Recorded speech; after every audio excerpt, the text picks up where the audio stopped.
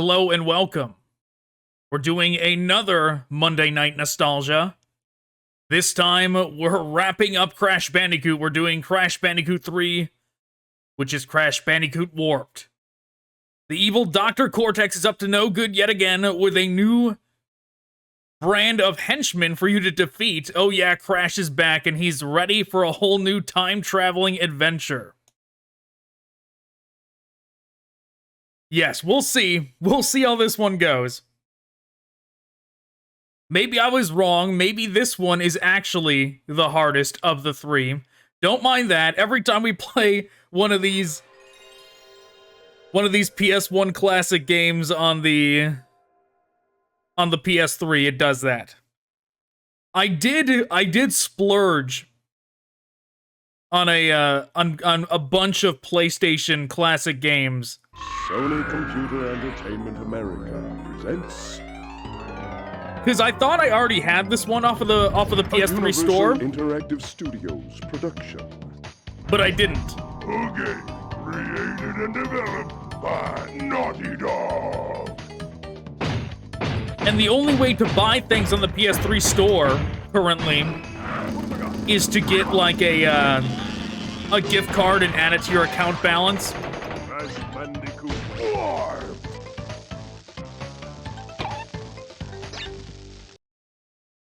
So I did that. So I had excess funds left over. So I went and I grabbed a bunch of other games too. The PS3 store is still very solid for games that you can't find anywhere else in their like original versions.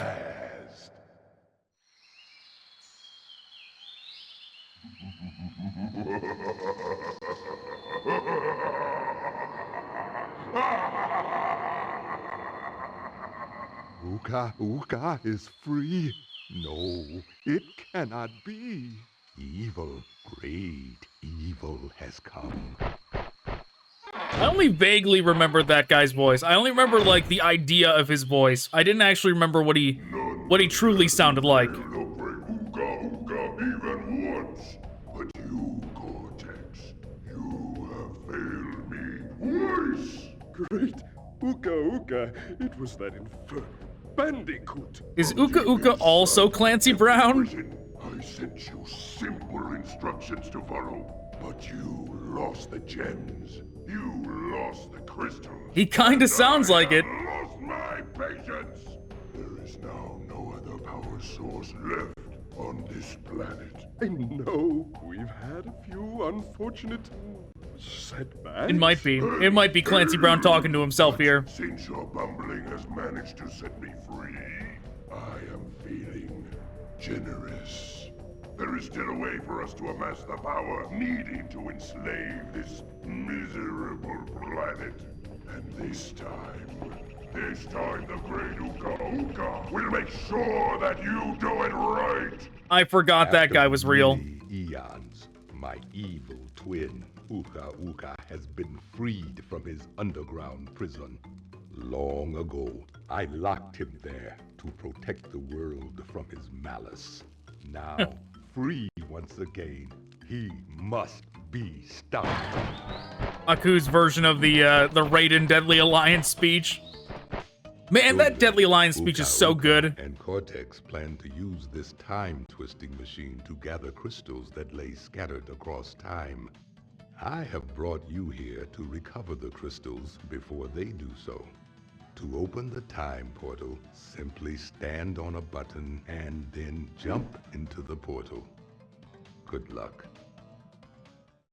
Not in terms of like, if you're ranking speeches, it's not like the Raiden Deadly Alliance speech is gonna actually rank that high on speeches. But just in terms of like vibe and intros for Mortal Kombat, that Deadly Alliance intro is so good. It's so good. It's one of the best they ever did. It's a shame they stopped doing those intros, actually. I messed up my own name.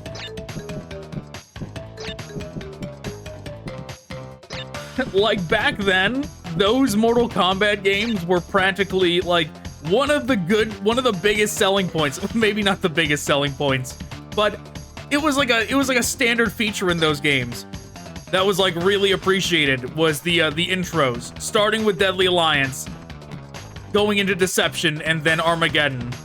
The PS2 era, like, people can have whatever opinions they want on the PS2 era of Mortal Kombat games, but those intros were so good. They were fantastic. Crash, crash, crash. Why must you always muck in my mud? Oh, look, I have a mask helping me, too. We will find out which one is more powerful soon enough. So some of the games I picked up on the PS3 store are available on the later generations. But the reason I got them on the PS3 store... Come on, Crash. I feel like his jump goes a little bit farther in this one as opposed to Crash 3. At least so far it feels like it. But, which also makes me wonder about the insane trilogy. Like, if the jump felt a little different between this and Crash 2, did they not account for that in the remaster? Did they standardize his jump? But yeah, back to what I was saying. The PS3 store. What a marvelous thing the PS3 store is. I'm so glad it's still around. Like, that's one of the reasons I justified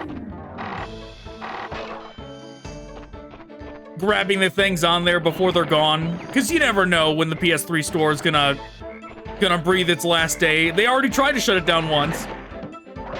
And people freaked out about it, so they delayed when they're gonna kill it. But they eventually still will, I'm sure. I haven't checked up on the when are they gonna kill it news in a while. But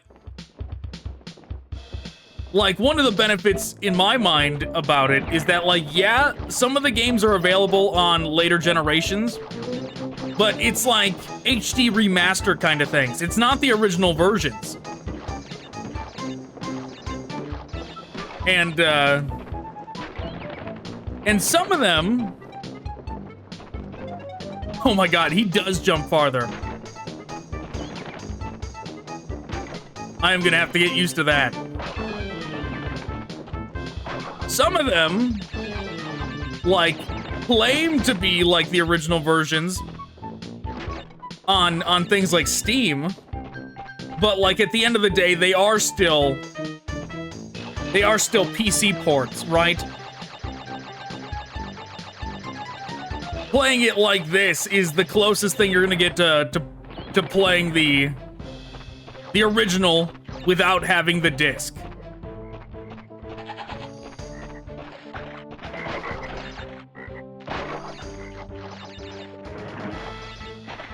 One thing I was disappointed that they didn't have,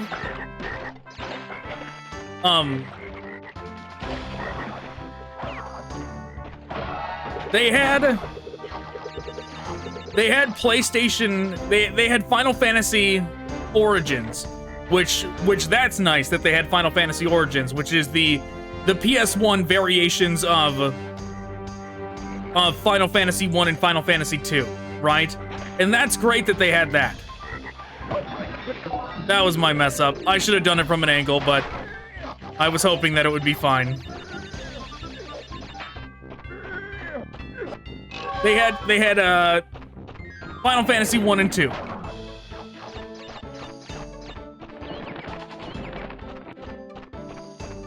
And for those that don't know, just had to rush. Those things turn to steel. From what I remember, those things turn to steel if you wait too long. So you would not get the gem if you waited too long. But yes, they have redone the sprites every time they have redone Final Fantasy games. Like the PlayStation remakes of of Final Fantasy 1 and 2 had different sprites. And then when they redid them for the Game Boy Advance, they had different sprites. And then when they redid them again for the PSP, they had different sprites. And now they have forced fans to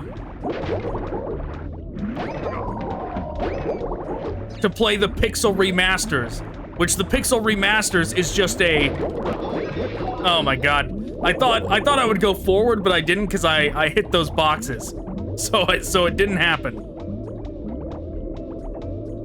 But the Pixel Remasters are variations, they're like meant to be like cleaned versions of the originals. So how they redid the sprites and improved on them from multiple generations, from Game Boy Advance, PlayStation 1 to PSP, they threw away all that progress and they instead now force you to buy the Pixel Remasters. The only oversight to that force change seemingly is the PS3 store. It's the only place where you can get the one of the previous versions now. Which it actually bewilders me because there was oddly enough, this was only available on mobile. Game is chugging a little bit. Oddly enough, there was a version only available on mobile, which was the 25th anniversary edition. Because the PSP versions were the 20th anniversary edition, and then the 25th anniversary edition actually like made it so the sprites were like 2.5D. It wasn't just 2D. It actually introduced like a 3D component where the sprites like popped and everything was now had that extra element.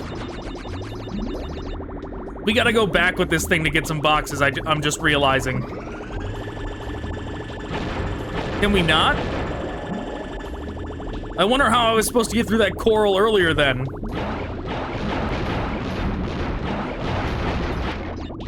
Man, this thing is fast. This thing feels a lot faster than it does in the Insane Trilogy. I think they slowed this thing down. But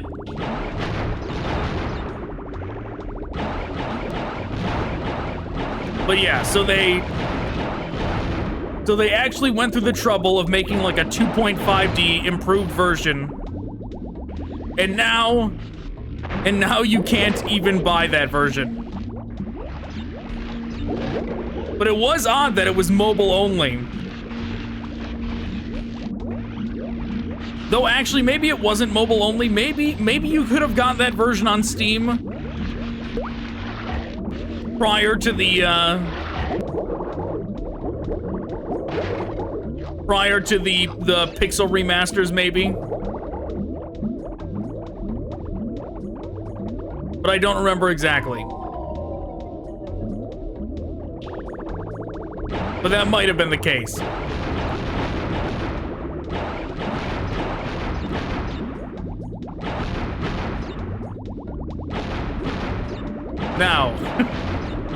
Now, why did I bring this up? Because I seem to have forgotten. Oh, no, I have now remembered. Okay, so the PlayStation 3 store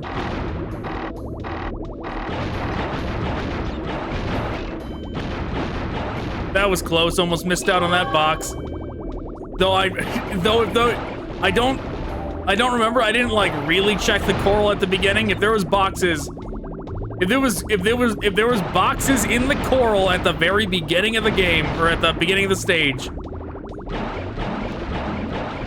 then we're not gonna get the diamond anyways. Okay, there wasn't. We got it. But so the PlayStation 3 store, they have They have the PlayStation 1 versions of Final Fantasy 1, 2, 6, and 5. And the reason I brought up Final Fantasy Origins, specifically the reason like that they released it as a 2-disc thing back in the day when that was originally new. But they also released another one where I think it was called like Final Fantasy Anthology. It was either like Chronicles or Anthology. It was one of those. And it had Final Fantasy 4 and Chrono Trigger. And that's the version that I owned as a kid. That was the 2-disc version that I owned. What am I doing? That was a misclick. That was the 2-disc version I owned for PS1. And that was not on there.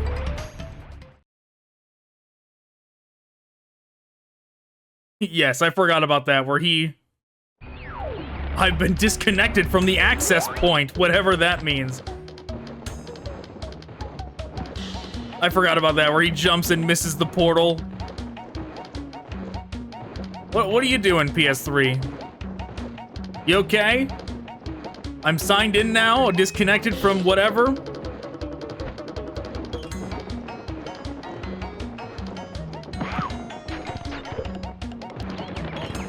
Oh, I missed one. What? What is it talking about? Hold on. Hold on. I gotta make sure nothing's happening. Give me a second. Okay, I think maybe my internet just went out, like, for a second. Something like that.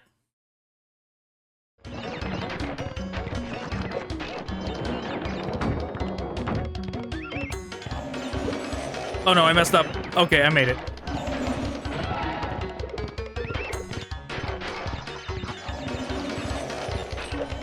But yeah, what I was saying, they did not have that version of Final Fantasy IV. And that was disappointing to me, because that's like the one, I think, because I had it as a kid, the one that I wanted to play the most.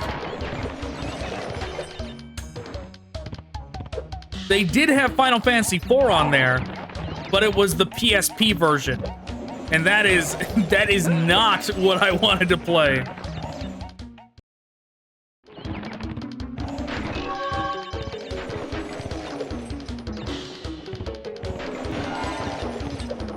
Oh. But yeah, I was not a fan of when they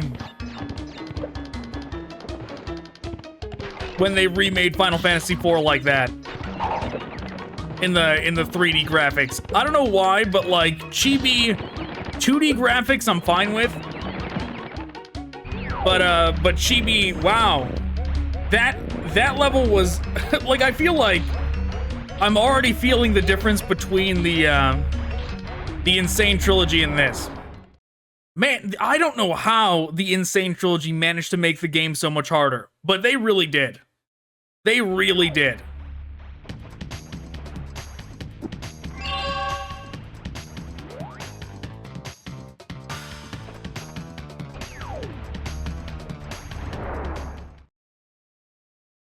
But yeah, so now the only way I can play Final Fantasy IV... Ooga Ooga and Cortex want Tiny get crystals and bring them to Big Colosseum in Rome.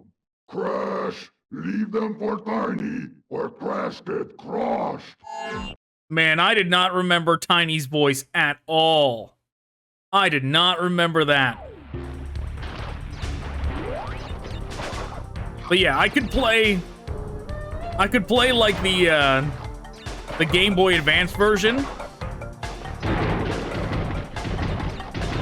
or the Pixel Remaster.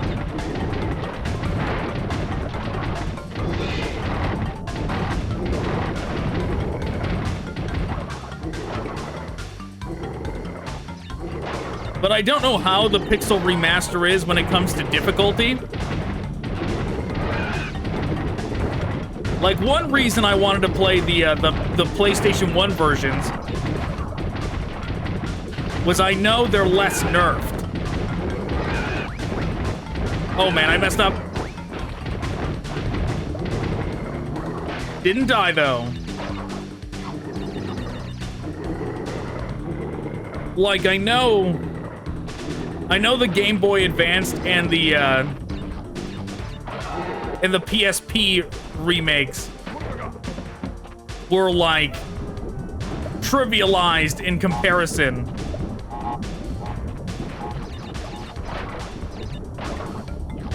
To the originals, or even the PlayStation 1 variations. Like, they definitely made them a lot easier. And that is what I'm trying to avoid. I don't want the baby difficulty Final Fantasy classic games. I want to play the versions that are actually challenging.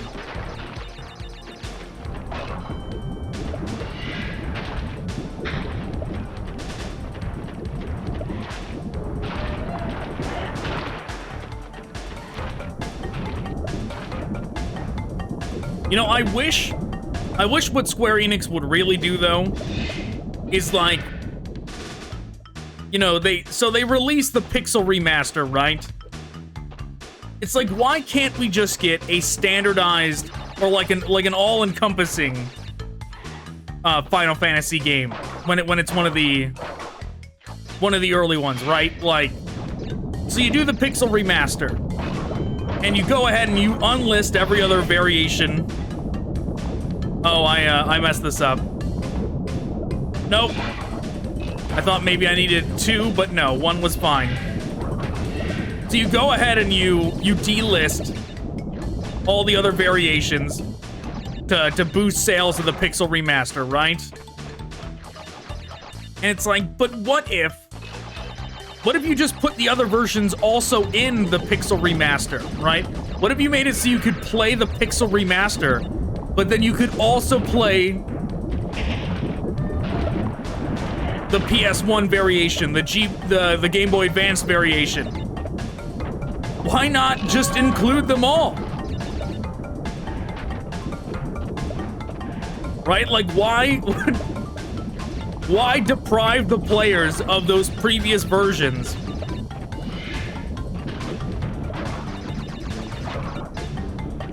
Like, it can't be that hard adding those in.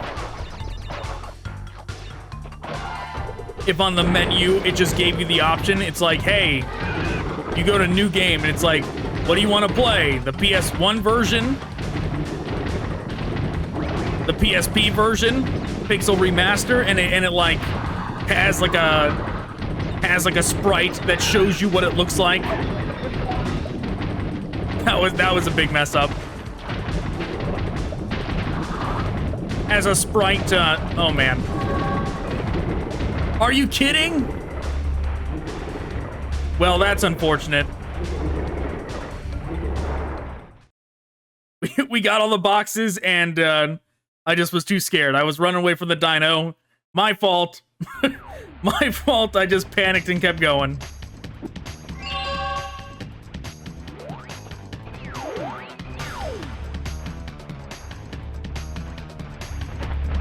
But yeah, I mean, I feel the same way about Crash, though, to be honest, of like,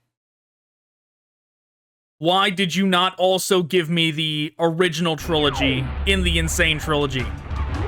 Right? I wouldn't have had to go to the PS3 store to buy these. Like, I get it when companies are like, oh, we need to delist and forget the past, or else sales will be bad for the new one. And it's like, okay, if marketing says that that's true, that's fine. But put the game in it. That's how you avoid people going, what the fuck? Why is there so many problems with the HD remaster? Now I can't even play the original. Just bundle the original in there. That's the solution.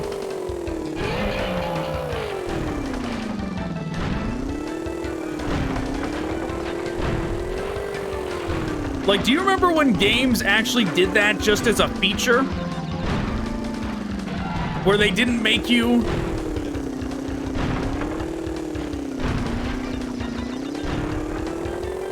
buy the game separately on Steam for $30 more.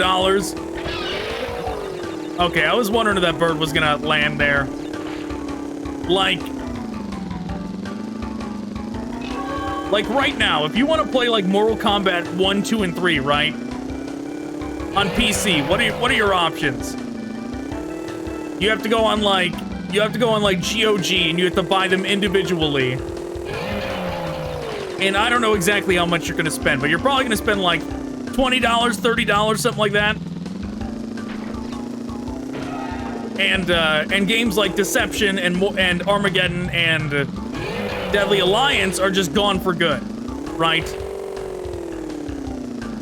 You probably could also find those Mortal Kombat games like that, same price, but on like the Xbox store, right?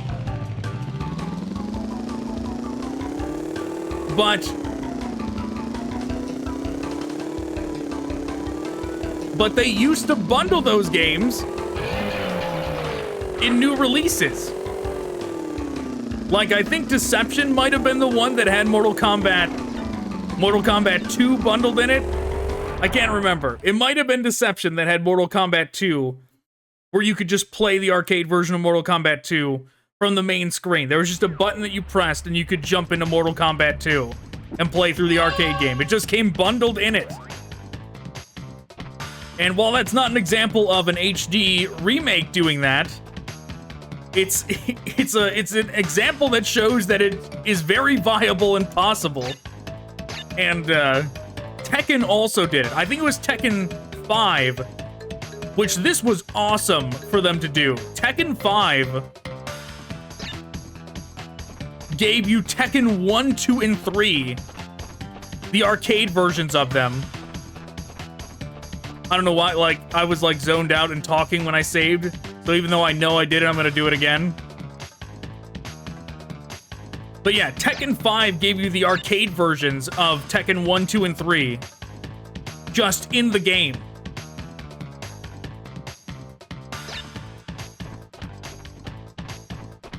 And, like, apart from Tekken 5 already being that much better than Tekken 4...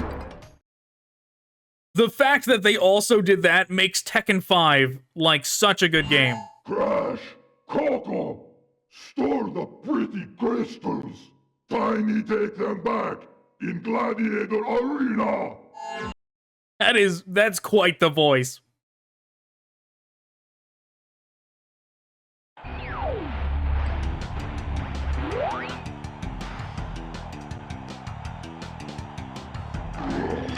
All the Cortex scientists wearing their togas in the arena.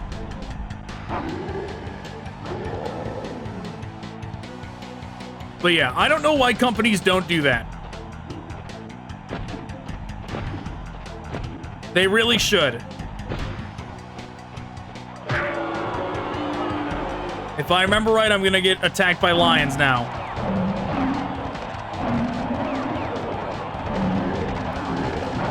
No! Oh man, I should have... I should have been more cautious.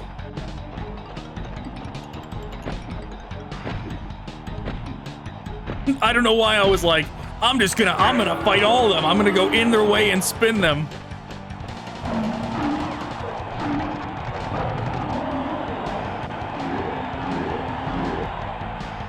All right.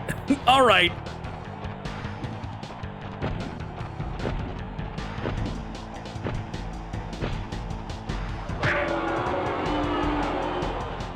Spamming spin is not a good idea here.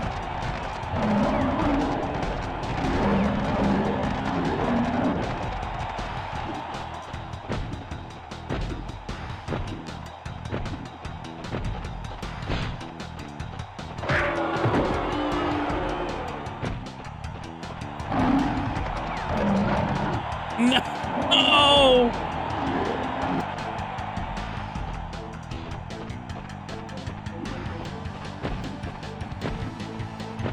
All right, Crash, come on. You know, I didn't grab it, but there was one game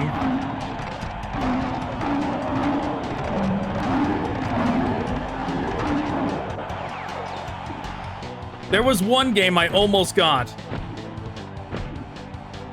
on the PS3 store, which was, there was a Gundam Dynasty Warriors game. I've never played it. My God, these lions. There was a Gundam Dynasty Warriors game. I've never played it. And I'm sure it plays just like every other Dynasty Warriors game, right? But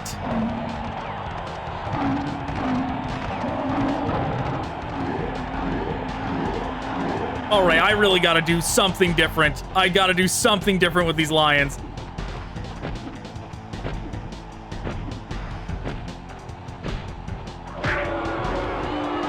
What if I stand in the center?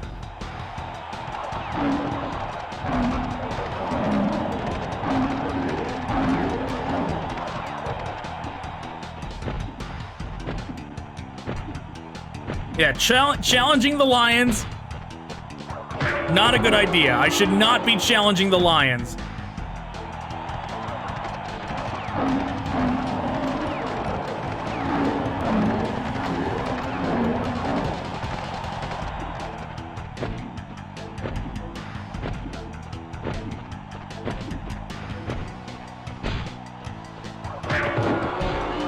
Yeah, that was easier. That was easier than I was making it. For a more powerful belly flop, press X button to jump and then press circle jump or circle button at the top of the jump. Got it. Well done, children. By defeating Tiny, you have unlocked the gate to the next time travel area. No, it wasn't a Go back well to done. the center of this time twister and save your progress if you wish. From there, you will see that the gate to the second time travel area is now open.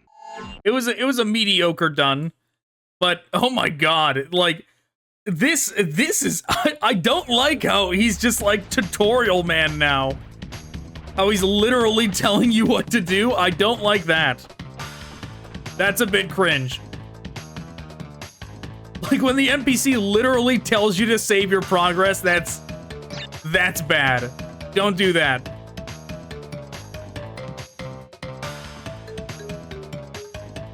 Oddly enough, I thought that Crash 1 and 3 were the most popular. I thought that Crash 2 was the least popular out of the three. But, like, on the PlayStation 3 store, they are ranked by... I'm just a compulsive saver, okay? I can't help it. It's a compulsion, okay? We're moving on. I'm gonna try and hold out and not save again until we do it, until we beat all of these. But on the PlayStation store, in the PS1 section, Crash is the best-selling PS1 game on the PS3 store. Continue to be a thorn in our side. What? Where was I? Oh, Tiny was a good fellow. He hated everyone and everything, but a good heart nonetheless. Please be more reasonable with my minions next time. Well, whatever you say, man. I just like hearing Clancy Brown talk, so... It's alright, he can say anything, I'll listen. But yeah.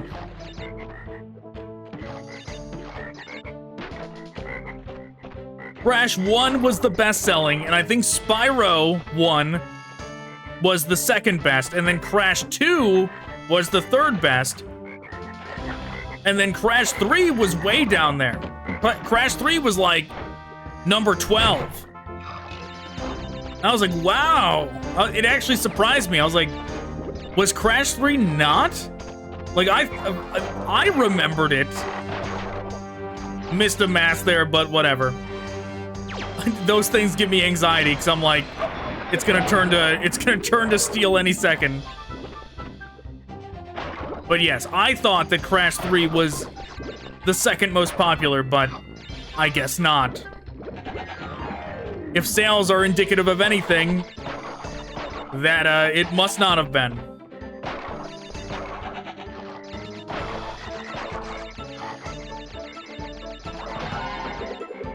I also checked for more some more obscure things that I, like, knew weren't gonna be on the PS3 store, but was hoping were going to be on there, which was Viking Battle for Asgard.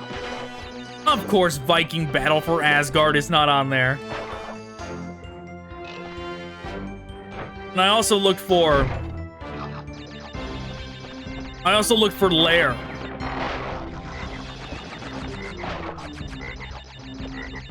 Which I know. There's like some pretty negative opinions on Lair, but I never played it, so I don't know. And I want to play it. I think conceptually it's still pretty cool, so who knows? Like, it also was tied up in the fact that back then there was like that weird motion controller that you had to use. But that has long been abandoned.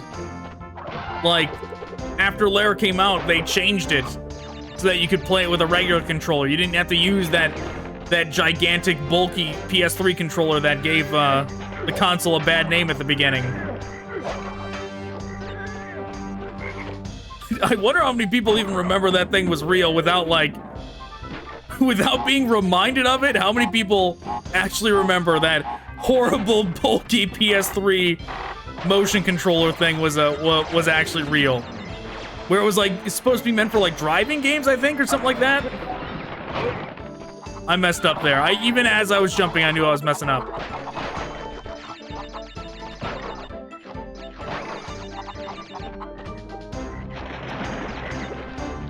But yeah, those weren't on there. And neither was Resistance Fall of Man. And I forgot when I looked it up because like the profile, like the page for Resistance was on there. Just you couldn't buy the game. It was just like a talking about the game kind of page, acknowledging that it was real. But I forgot that it was not the full name of the franchise. Like, Resistance Fall of Man was just the name of the first one, and then it was like Resistance 2 and Resistance 3. I thought it would have been Resistance Fall of Man 2, but no.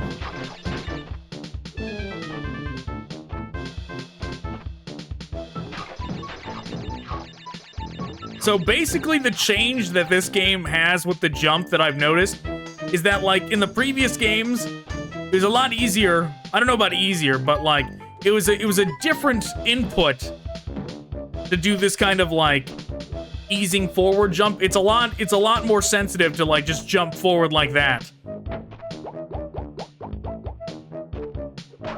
Well, I messed that up. I forgot about that. It's bait. It wants you to go down there and get that box.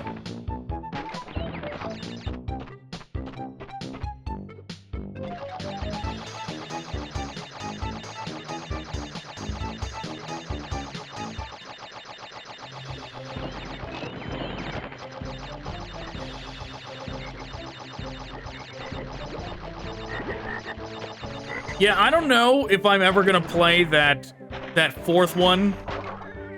The It's About Time one. I'm tempted.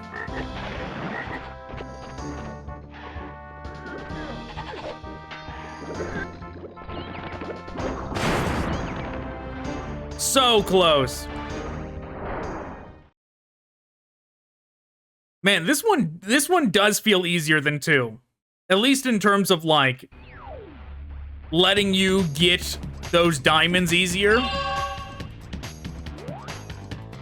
They definitely made it a lot harder to get those diamonds in 1 and 2, that's for sure.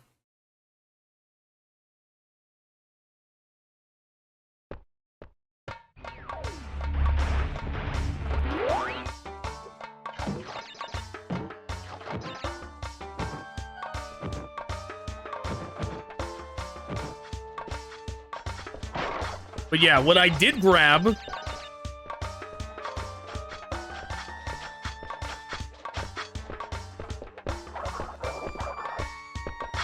Okay, alright. I'll try again.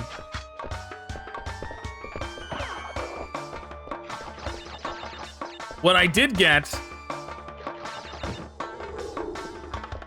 was the original versions of God of War 1 through 3. So not the HD remasters that are available on PS4. I got the originals on the PS3 store, and they also had the PSP games, which, oddly enough, I feel like the HD remasters were actually, like, received better.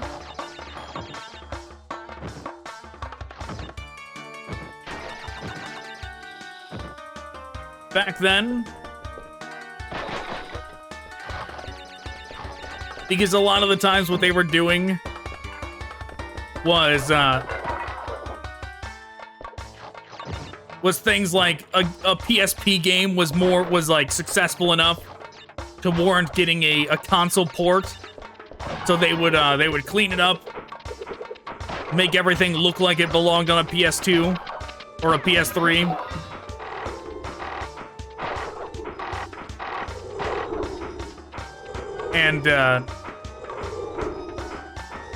And then re-release it on consoles. And those things generally were received pretty well.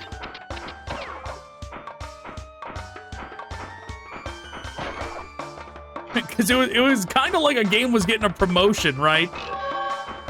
Where they would test it out. They would test it out on the PSP and they'd go, oh, people like this one.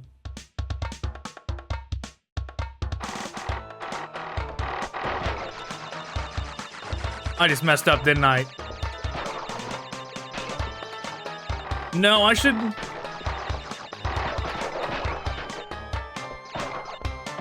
They tried to bait me with that.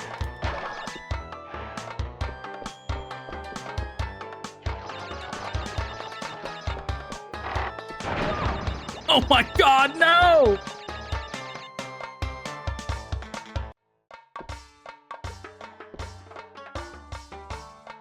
I told you, those things just give me anxiety. They make me want to rush over and break them.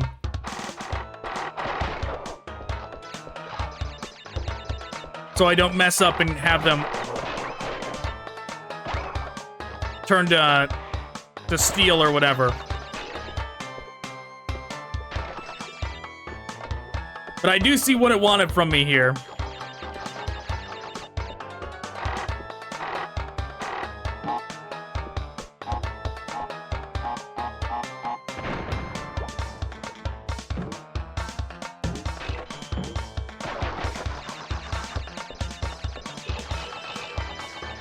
There we go. Mission success.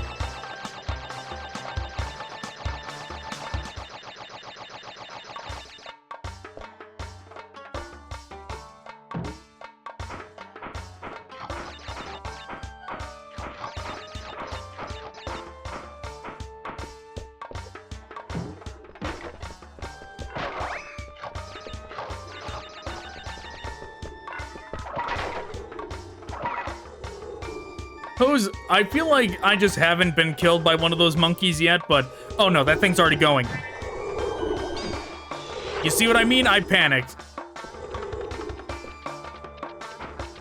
I realized that box was going in the disc. What have I done?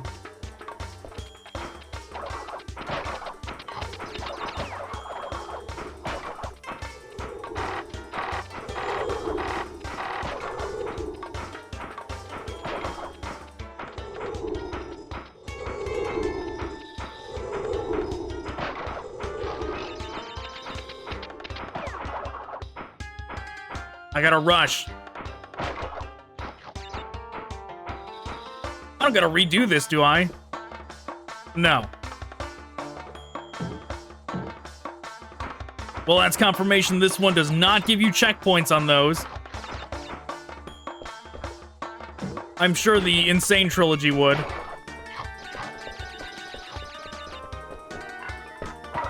But yes, I've not been killed by one of those monkeys yet, but...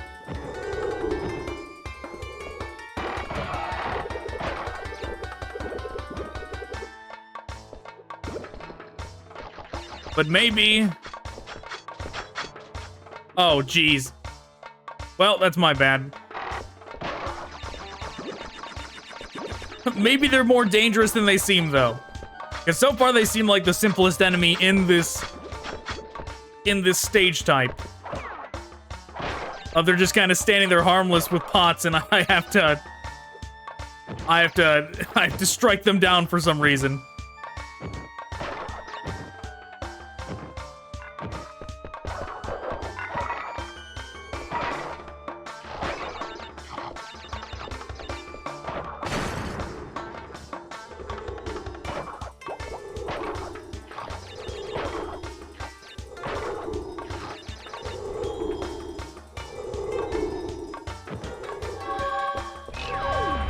Got it. Now, I don't know what we actually get if I got all those in this game. I don't actually know.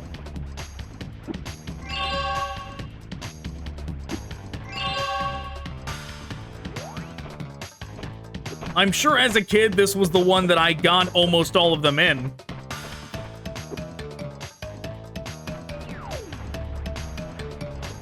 Oh, no. Hog ride, but it's a play on words because in the game, in the first game, you were actually riding a boar. But now we're driving a motorcycle. I remember this one.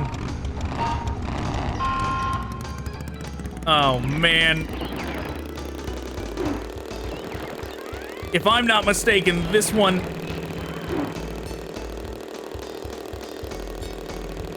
is a first place or nothing kind of level.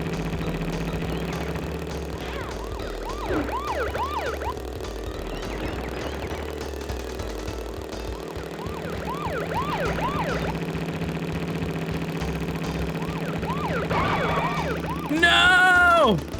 That probably cost me it.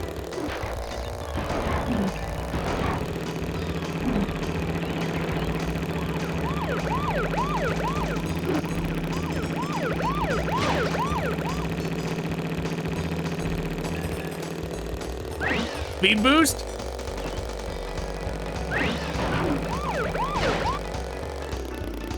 What? Well...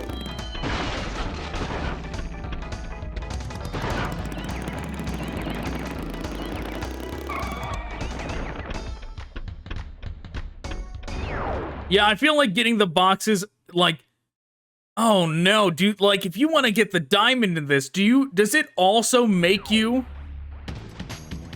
get first place? Is it get first place and all the boxes, or else you don't get the diamond? Because that would be a nightmare.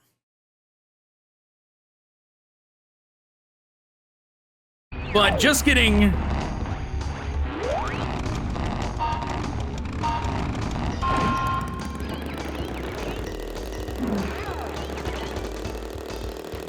Just getting first place is going to be rough enough.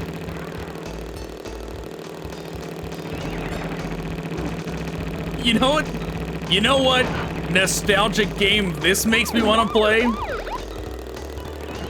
Diddy Kong Racing. Diddy Kong Racing was a solid racing game. It was almost like a racing RPG.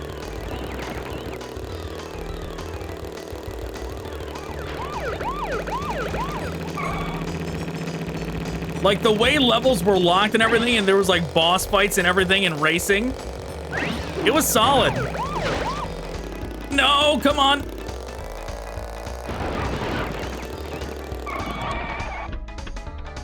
Barely. I almost botched that at the end.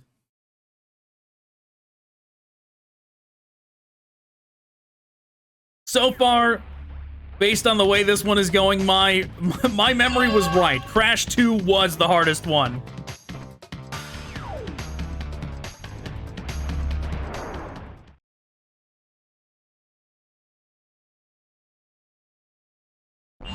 Good day, mates. Dingo Dial's the name, and Uka Uka and Cortex gave me orders to bring the crystals to them during the Ice Ages. So give me the goods and shove off, or I'll roast yous.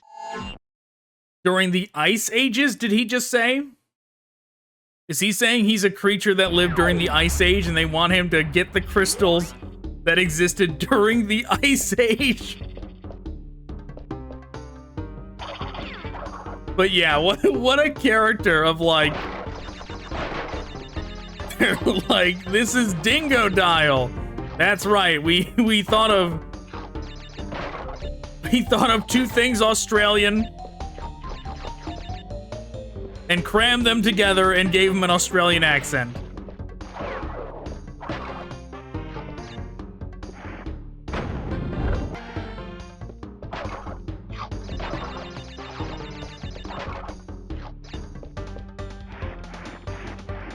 This reminds me of that one...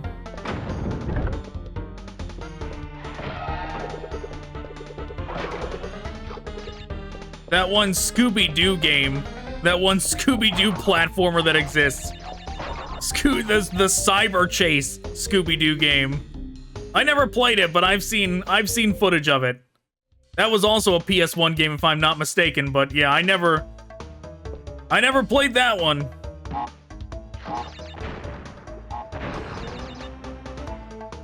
Wow, weird. I never realized those things don't wait for you if they get out of sight. They just instantly blow up if you like move past them.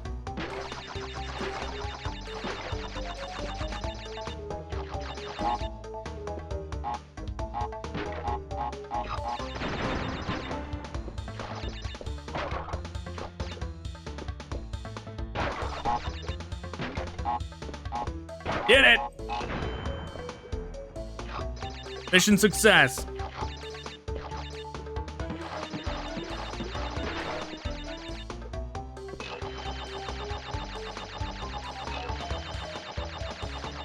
Well, we're on our way to getting the diamond in this one, too.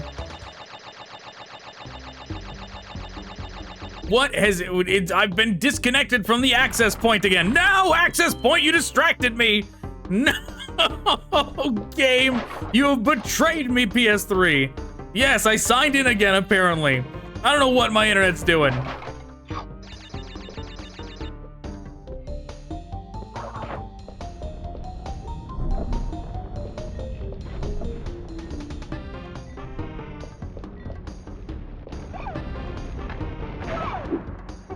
I just stood there and let that happen.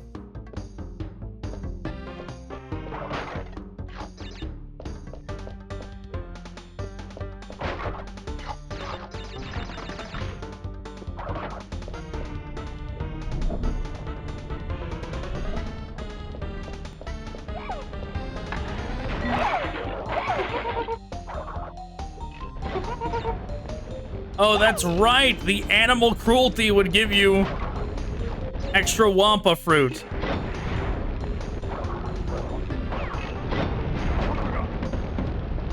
We are not going to sit there and farm Wampa fruit off of the poor monkey. Oh, I see. I remember these. If I step in light, it's gonna shoot arrows at me. Like, it obviously was bait, right? Though I'm sure as a child I fell for that bait. Because, like, as a child, you always do, right?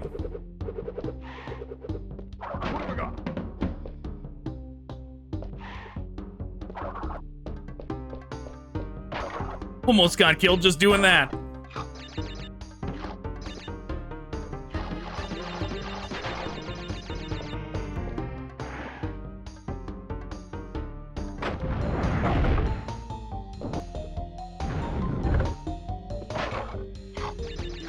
That was a weird one.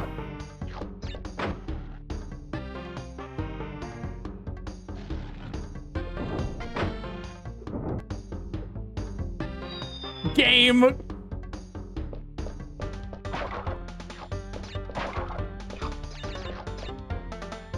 That jump to that mask was inconvenient. I don't want to do it again. More than inconvenient. Oh! I see. Like, the timing was so perfect last time that I thought it just was coincidental.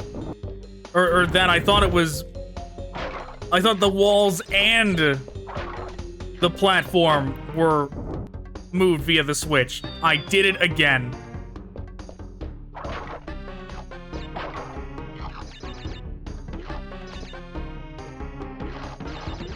But that was not the case. It was just coincidental.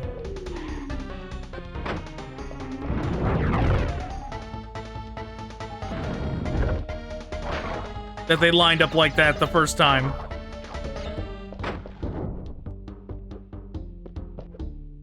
There we go. This fucking game, man. All right.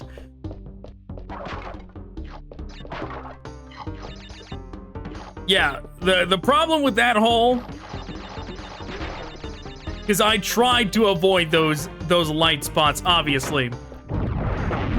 But this is a PS1 game. No! God damn it. Realigning my movement once again. It was the same thing that killed me there, actually. Which is that, Crash's movement is D-pad, right? So, when the camera angle changes, he's still operating on the same plane. He's like still operating on the same D-pad movement plane as he was before, but all of a sudden the stage has become more inconvenient to traverse for him. See, like, still, like, I gotta do it at these weird angles.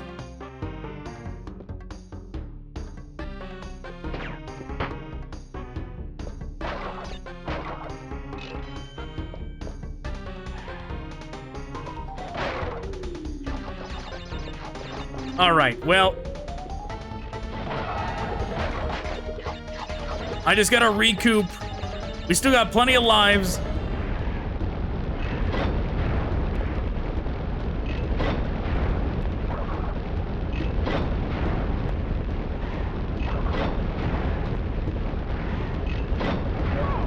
Oh my god. That's my fault. I was trying to get those ones up there. Maybe I should just forget the... Maybe I should just forget the diamond. And just go for the finish, because we've already wasted too many lives here.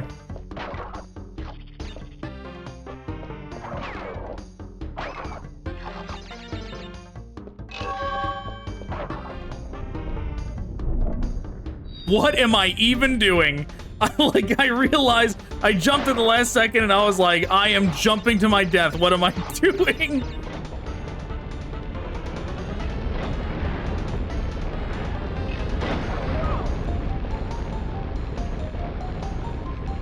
Okay, I need to focus up. I am playing carelessly and it's getting me killed.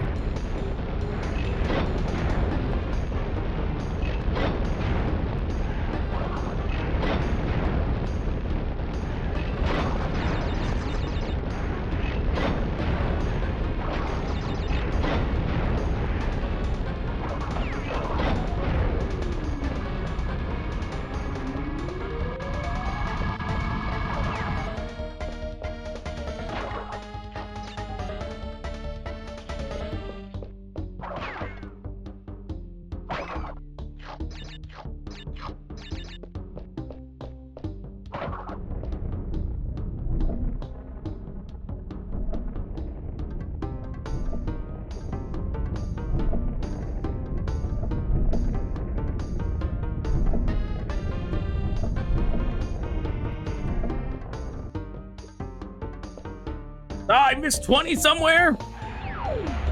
Me going after those extra boxes was worthless. I guess that side path with the mask must open up if I had something. If I had the correct diamond or something.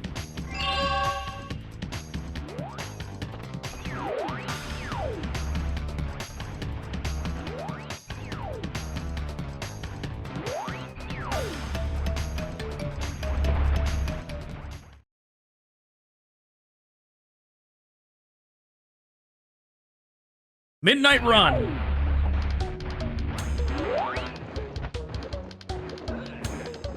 This one is surely going to be tougher.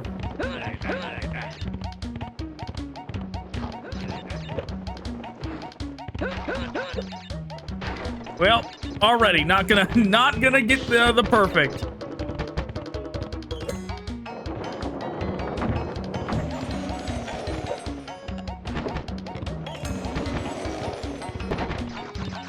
I missed the checkpoint. Oh no!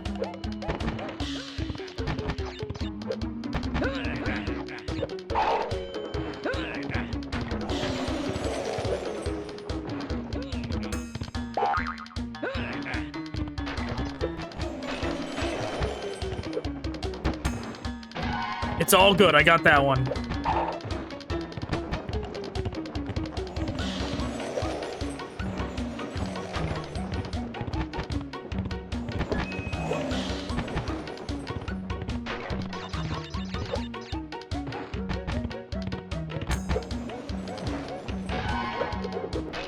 Trying to focus up.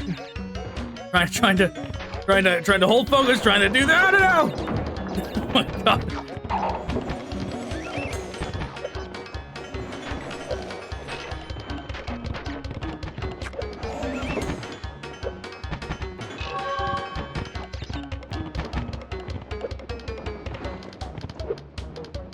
Okay. Fantastic. That went as smoothly as can be. I probably would have died like a dozen times there if we were playing the remaster.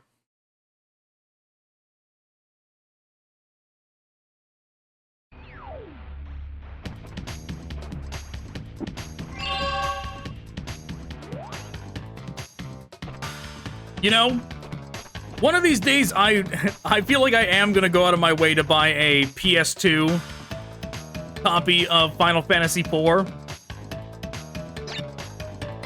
Just cause like I've played through a little bit of the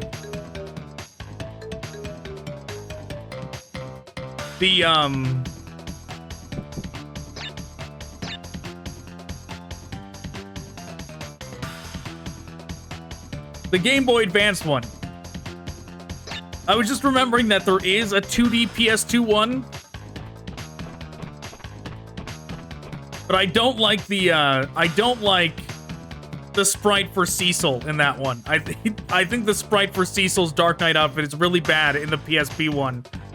And it makes me wonder what one that was, because it didn't show any images to show, like, it just said the complete collection. So it's either the PSP complete collection version, which would make sense since it's on a PS3, but I was presuming it was the 3DS 3D one. But I guess it wouldn't make sense for the 3DS one to be on PS3, now that I'm thinking about it. But still, I'm not a fan of the sprites in the PSP one, so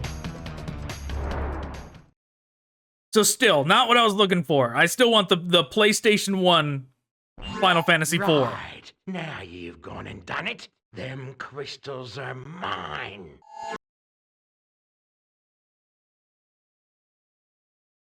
But I want to replay that one, just because I'm pretty sure the Game Boy Advance one was nerfed as well, from what I have read.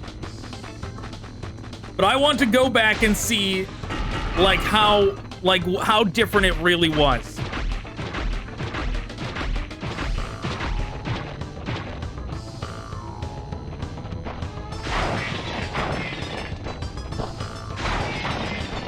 I see what I must do.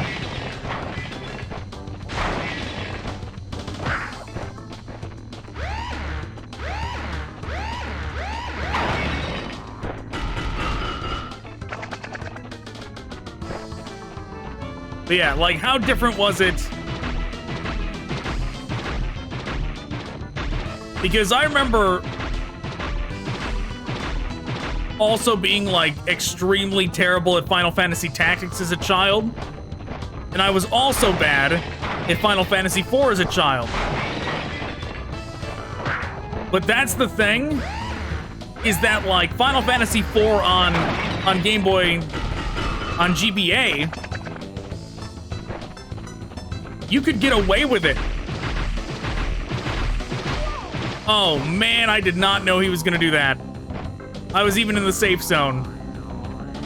But you could get away with being bad on the GBA. You could, like, force your way through a lot of the enemies on that. I'm just wondering how much more tactical you have to be. And that's why I want to go back through it.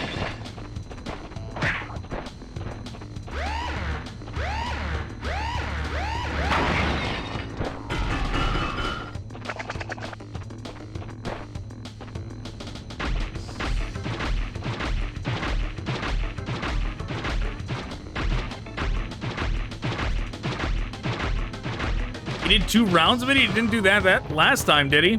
Or he did, and I just didn't remember.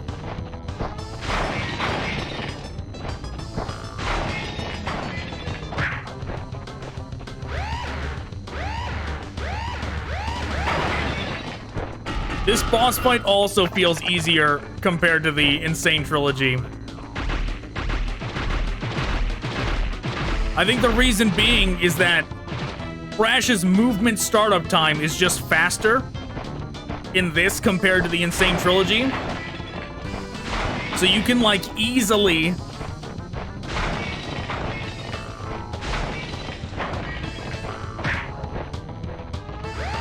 You can easily evade things in this.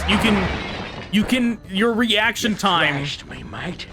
is that much better in this. But you'll soon be up against much worse. To jump twice as high, press X button to jump, and then press X button again at the top of the jump. Okay, got it. But yeah, I feel like they, for some reason, have the reaction time of Crash delayed by just a little bit, just enough in the Insane Trilogy to make it some things like 10 times harder.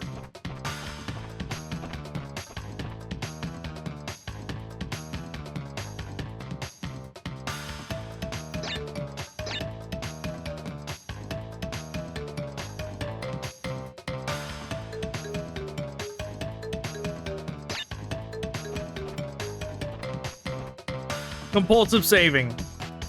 I'm going back in.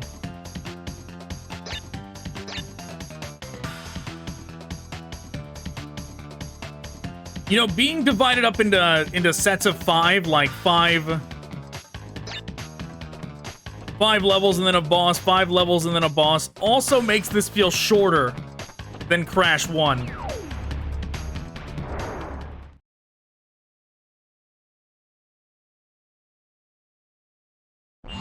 Well, haven't we gotten far for a pair of fuzzy marsupials? I am Dr. Nefarious Tropy, master of time and creator of the very time twister machine you see before you. Uka Uka and Dr. Cortex have sent me to end this little charade, so you won't be leaving my area with the crystals. Sure. I swear it. I don't remember his boss fight at all.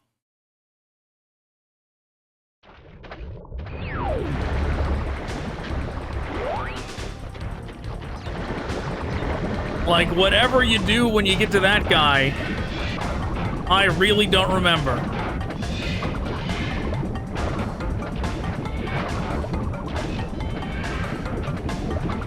That, like, Crash abomination over there, that seal Crash Bandicoot is truly horrific.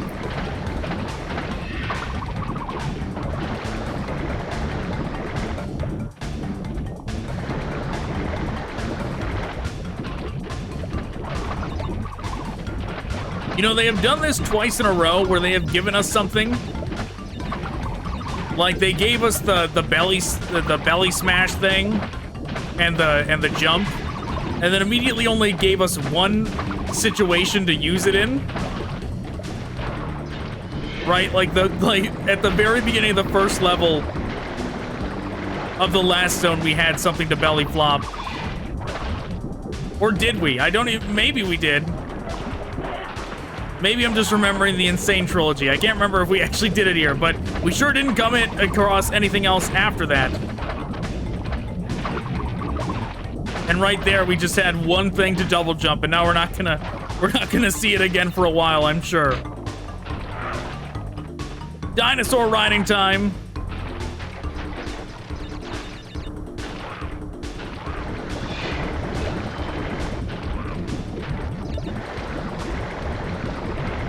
This is neat. I feel like if I get the dinosaur injured, I'm probably gonna lose it.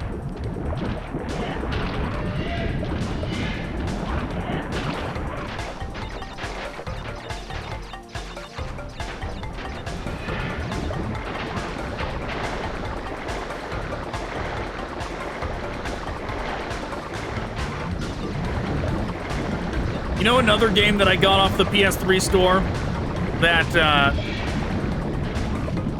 that I'm amazed that it's actually still on there even? Like, of all the games that have been delisted, it amazes me that this one is still on there, which is Gex. Enter the Gecko. Like, if I remember right, that game has not aged well at all. It was pretty popular during the PS1 days, but nowadays I am sure it has not aged well at all. But when I saw it, I was like, yeah, I'm not passing up on that. You got Gex Enter the Gecko for cheap for me? Sign me up.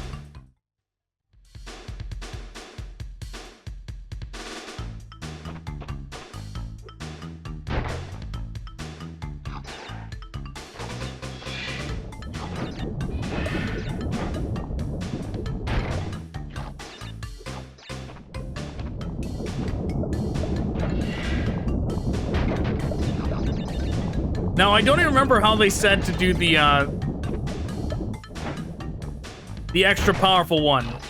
Because we could already do this, right?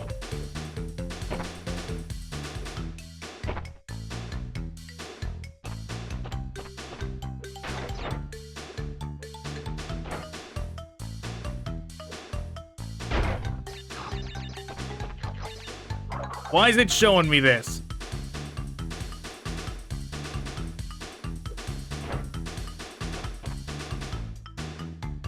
Is it saying it's safe to go down there?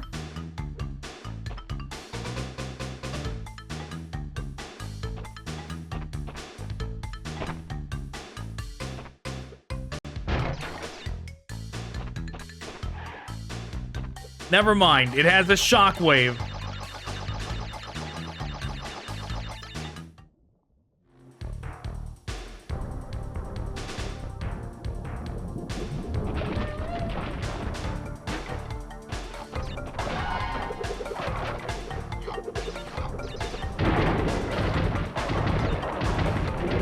I was about to say I spoke too soon, but I didn't actually speak. I was about to say that I'm surprised we haven't been running away from a dinosaur yet. They were just saving it, though.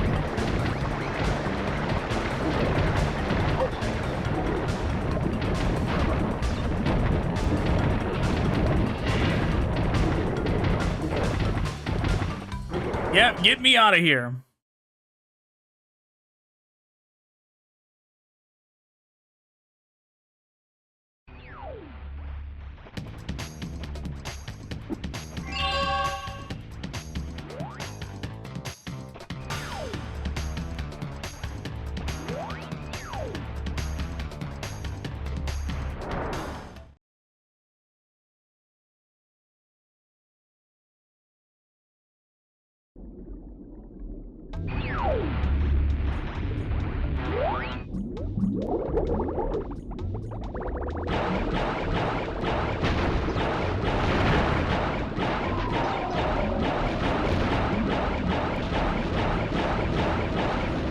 Oh man, that thing feels so dangerous.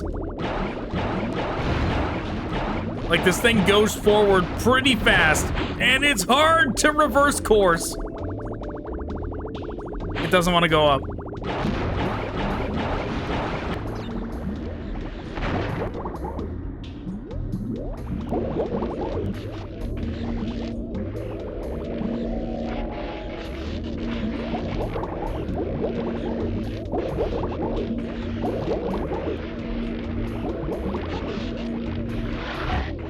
Oh, well, that's deadly.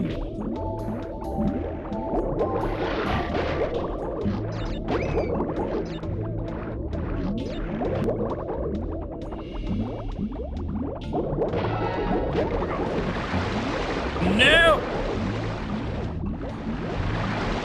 Yeah, those things are trying to suck you into the blades.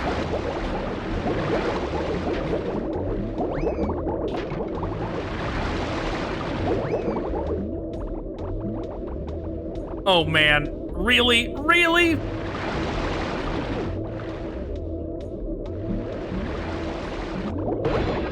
They're like heat-seeking for some reason.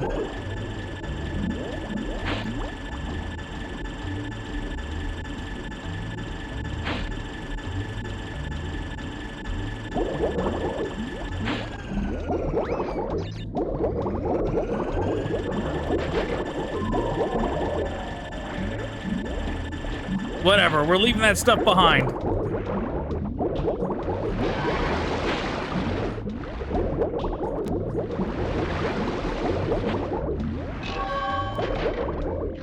We're just going for the exit.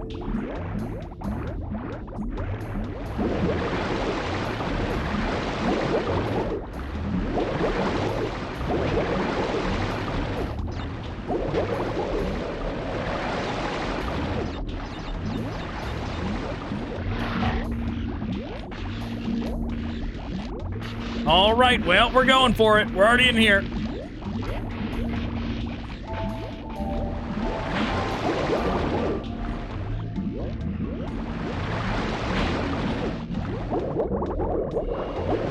I got stuck on like nothing there for a second. That really worried me.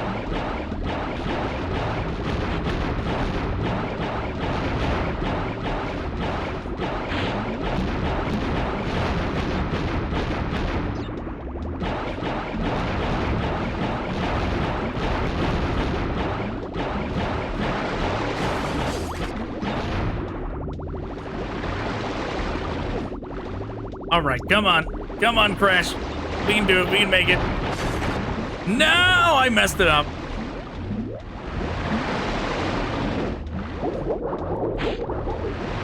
No! Right there at the finish line, of course.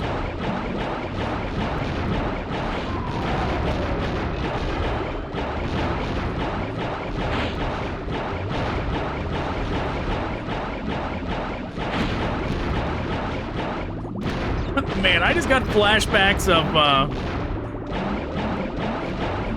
of the Lilo and Stitch game, which not the PS1 Lilo and Stitch game.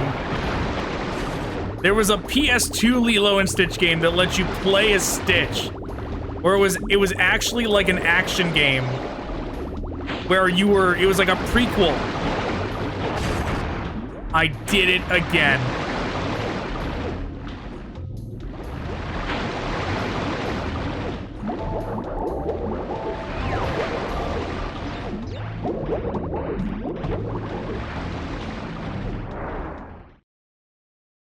But yeah, it was a prequel Stitch game where you played as him when he still was running around in his little alien suit and like shooting guns at aliens. And I don't remember much of it besides that being what you did.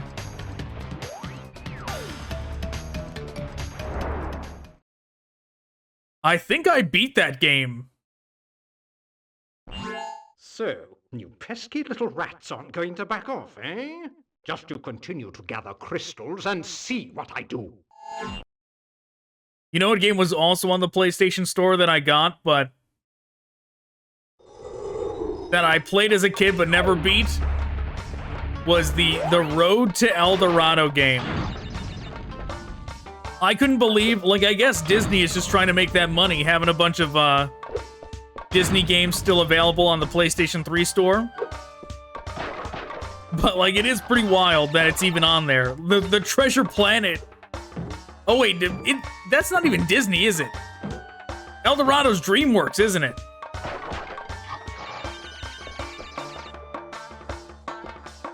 But Treasure Planet, the PS1 Treasure Planet game was on there as well. I did not grab that, but I did grab the Road to El Dorado just because I don't know if I'm ever gonna find time to play that game. But when I was a kid, I got that game, and I think it's like a point-and-click adventure or something like that. Because I remember as a kid, it starts you, it's like one of those point-and-click kind of puzzles. And it starts you, like, in Cortez's ship, and you have to, like, solve the puzzle of how to get out of there. And I could not figure it out as a child.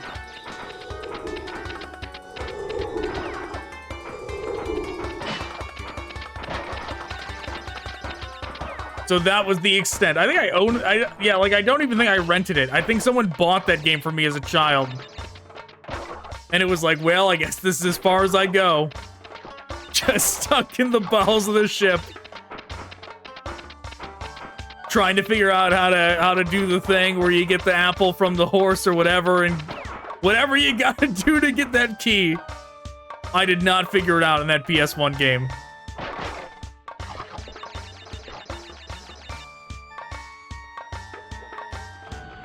So if I do load it up, that's gonna be what I do. Oh, it moves with me. Okay, I was like, it was like messing up my depth perception. I was like, what is this thing doing? It's like, oh, it's actually moving left and right with me. What is going on here? That looked weird. That messed with my depth perception even more.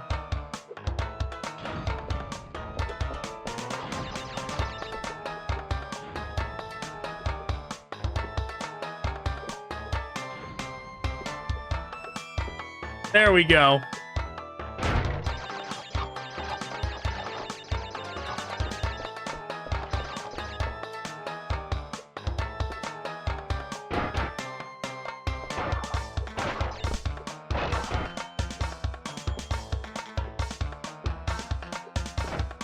Come on.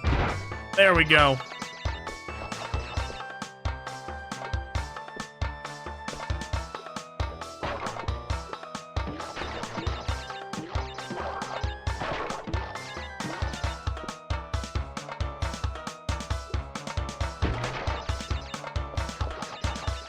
Good enough.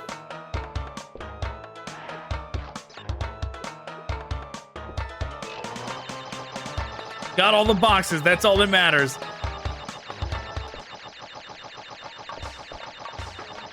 But yeah, I definitely am tempted to try that game out again as an adult. Just to see the comparison of how long it takes me to get out of that stage compared to child me. But then again, like I've said many times, child me was very bad at video games.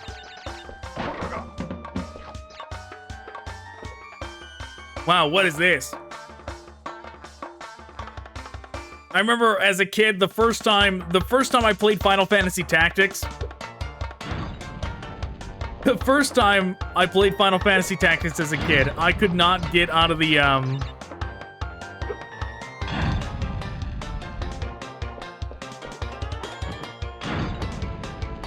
not the tutorial. It's like, it's a couple levels after the tutorial.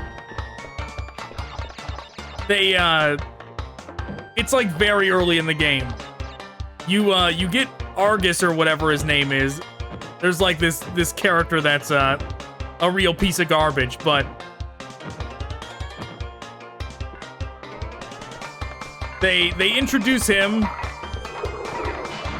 And then there's a situation where you, like, I think you go into this place where there's like a considerable amount of elevation, and there's archers and black mages, and as a kid that level stumped me.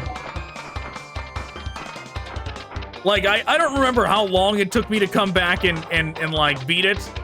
Because I did.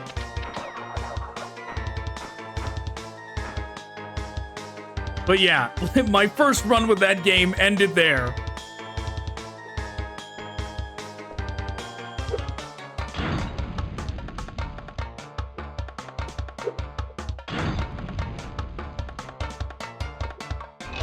Hey, wow, I got one of these things. I think that's the first one of these, like, special crystals I've ever gotten.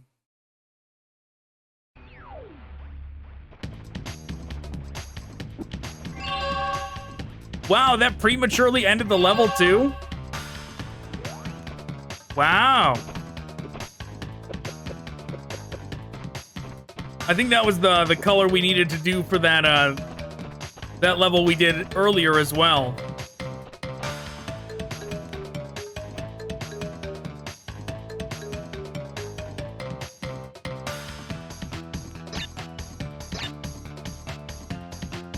The one with the mask, like on the inconvenient path.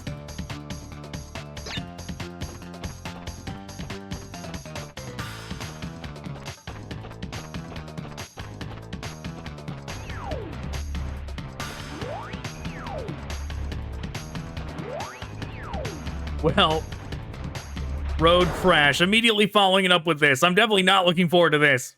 These levels are very inconvenient.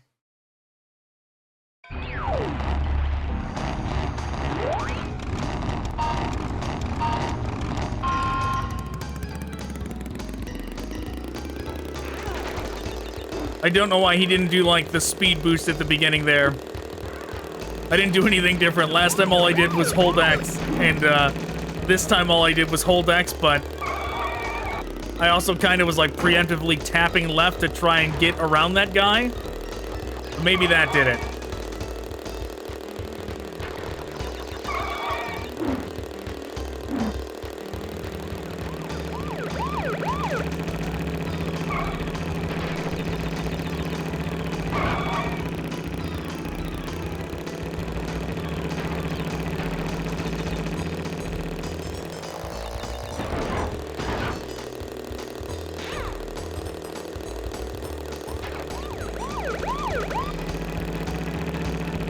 I'm pretty far back.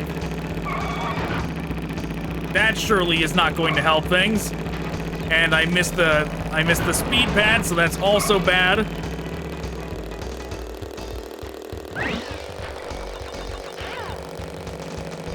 Oh god, crashed. Oh man.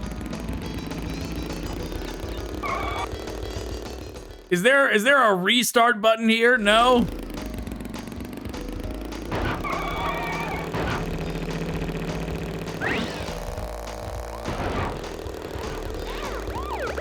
I should probably keep going anyways, just so I can get a feel for the rest of the course, but yeah. Not gonna be winning this time. Definitely not.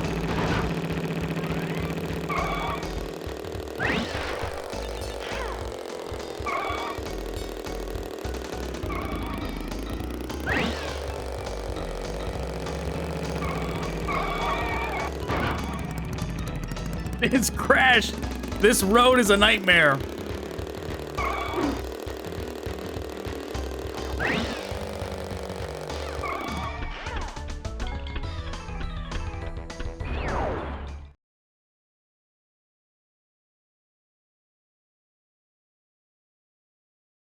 All right, come on, game, spit me out so I can do it again.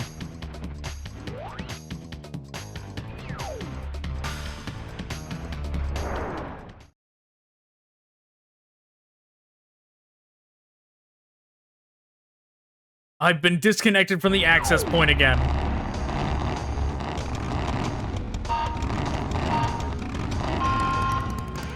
You know, I did tell it to download all those games I bought. So maybe that's what it's doing, is it's trying to do that, and every now and then it's like having some trouble. That could be what's going on.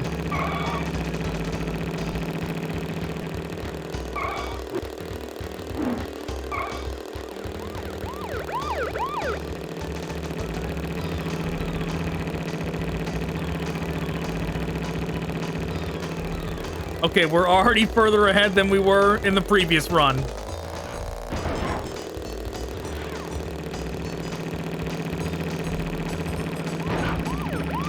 Oh, very inconvenient. Get out of my way, dude. Get out of my way!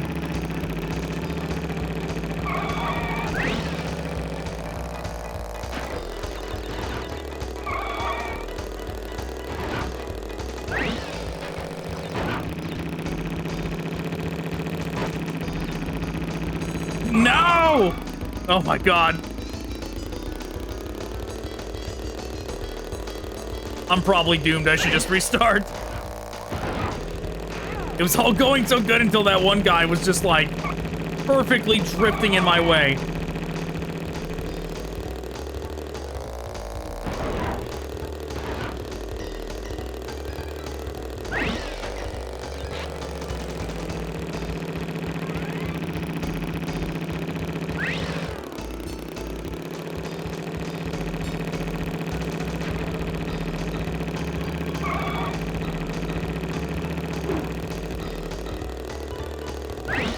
Well, that was much better.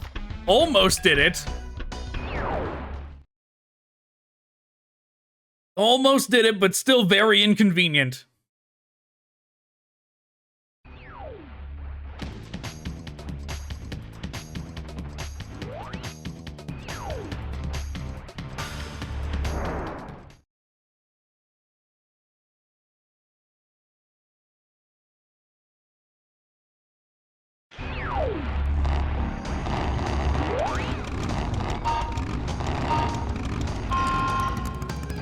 I don't know how to get that speed boost. Next time, I tried to like match my X press with the light, but that didn't work. Next time, I'm just gonna try and hold it down again.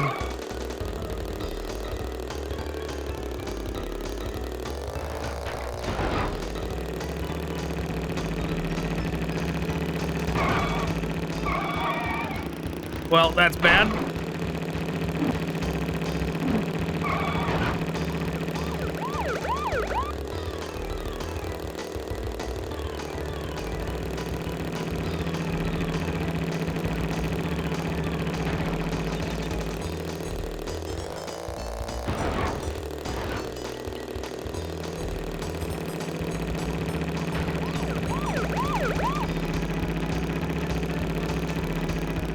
This guy!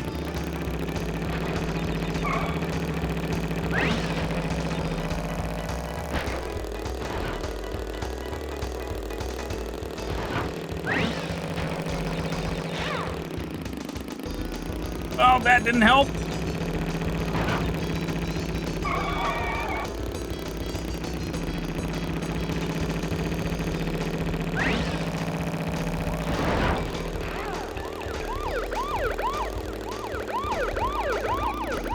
No, no! Oh man, I went off the road a little.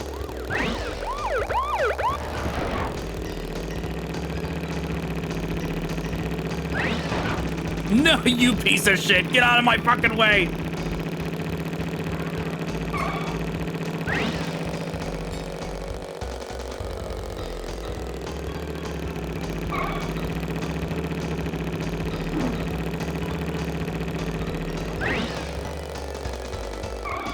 Oh man, I'm glad it's over. I'm glad it's over. I despise those levels.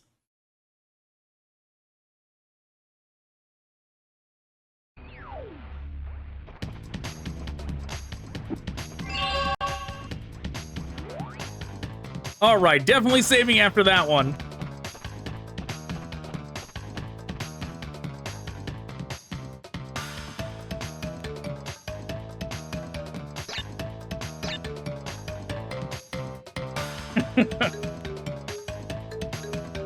Those levels are like enough to induce real road rage.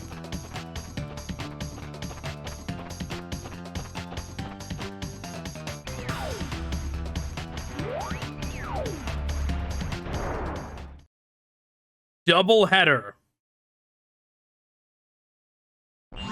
Well, you've crashed a few parties before, but I never expected you to make it this far. If you don't turn back, I will inflict 1,000 years of suffering on you and the entire universe! It kind of sounds like Clancy Brown's recordings are like clipping a little.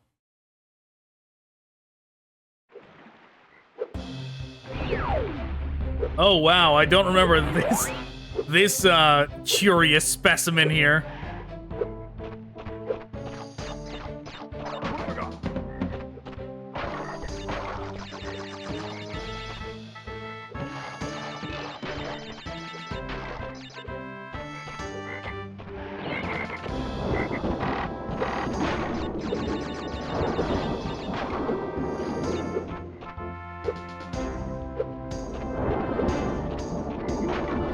Yeah, those guys aren't that complicated. I don't even think they're as bad as the sword guys from before. Oh man. No! The frog betrayed me. Now this is bad just because of the angle, because the D-pad issue I was explaining before. Yeah, see? It's so awkward to go past that on a D-pad.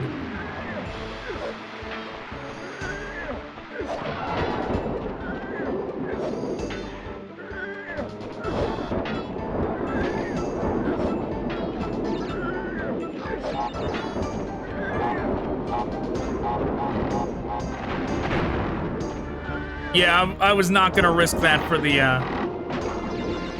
one-up.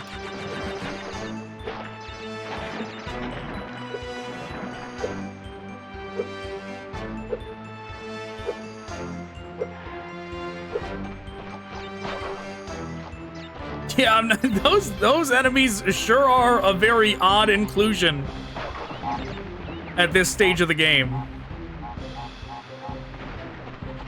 I did not remember, like, thinking about this game, I remembered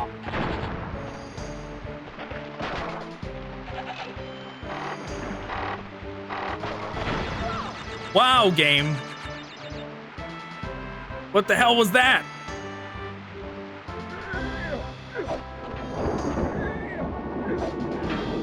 But yeah, thinking about this game, I remembered the sword guys and the frogs and the goats.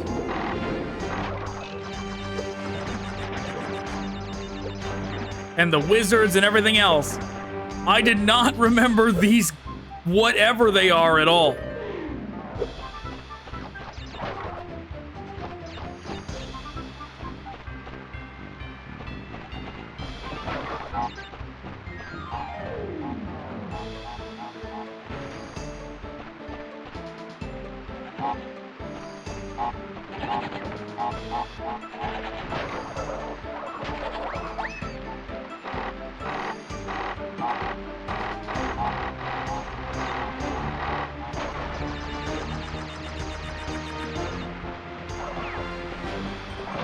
Well, I didn't actually hear the explosion go off, but hopefully it did.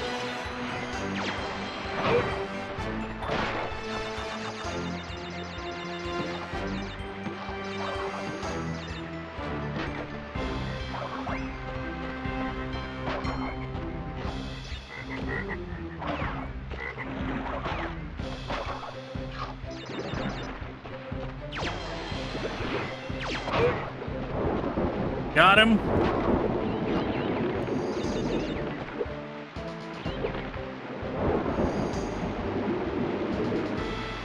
All right, take me away, Crash. Where are we going?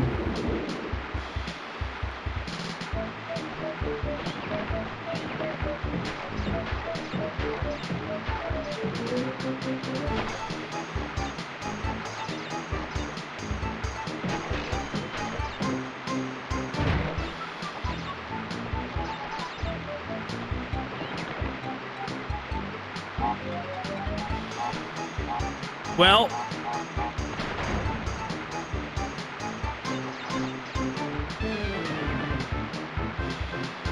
too late now.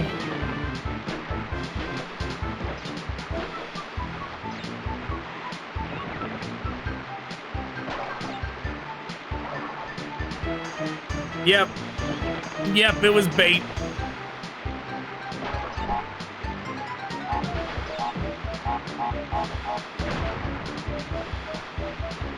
Oh well. No diamond for us.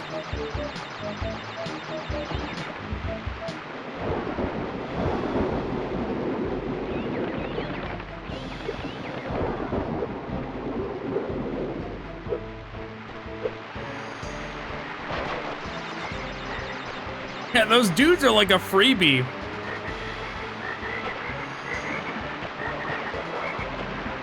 I feel like they should have been in the first level, and the sword dudes should have been in this one.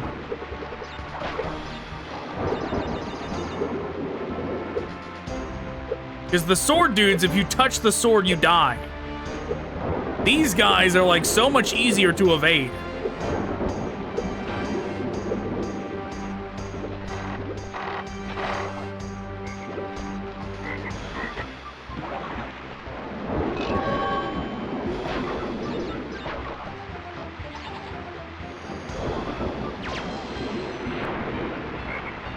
Well, that was kinda messed up by that wizard.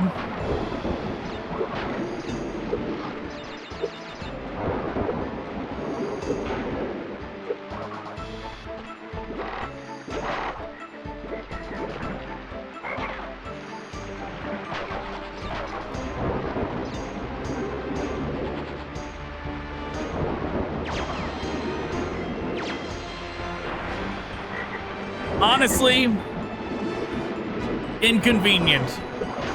Inconvenient that he would do this to me. But it's fine.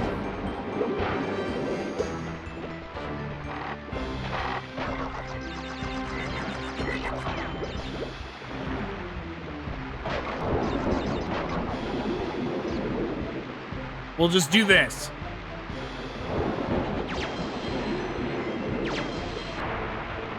Oh man, it's so inconvenient. The timing on that is very inconvenient.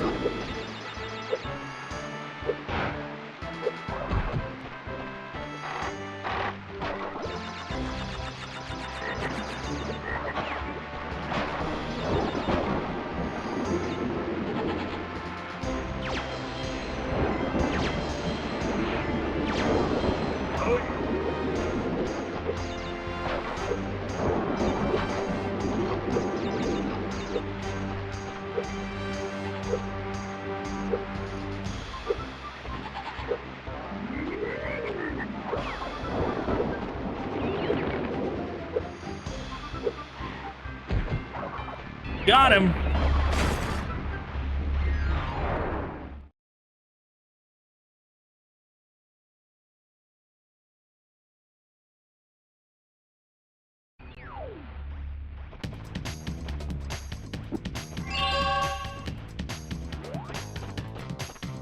But yeah, considering we're still around 40 lives,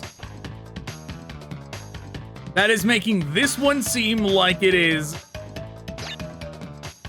second hardest. Because we had like 50 plus lives on Crash 1. We barely finished Crash 2 without game overing.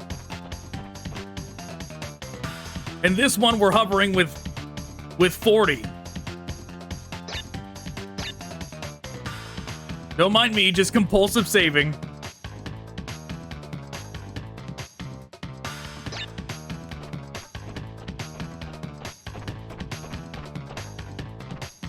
Wrong one.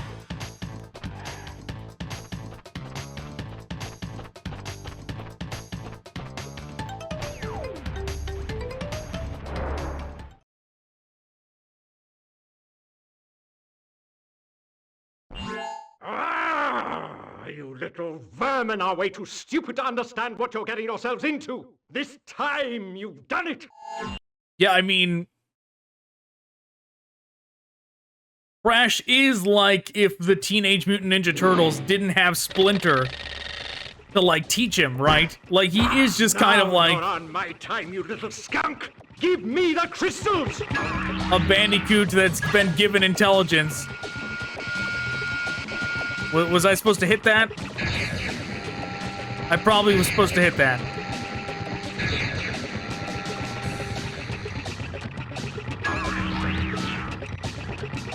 Nope, I was not. I'm supposed to do this.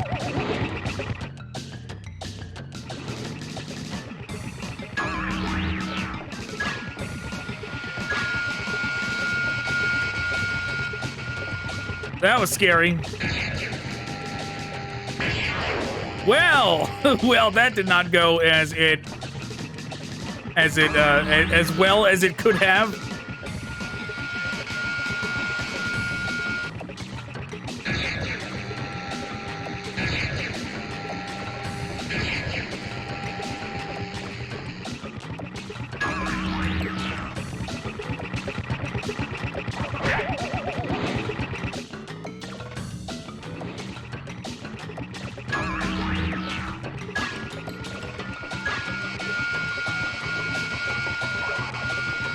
Those things, the height of those things is concerning me.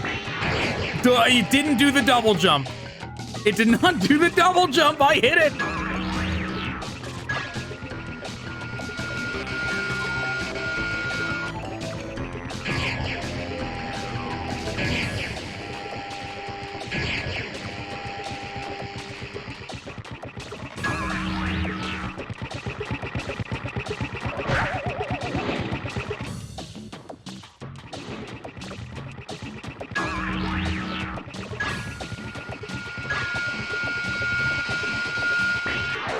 Yeah, see, the height is weird. I tried to jump over it. I shouldn't have done that.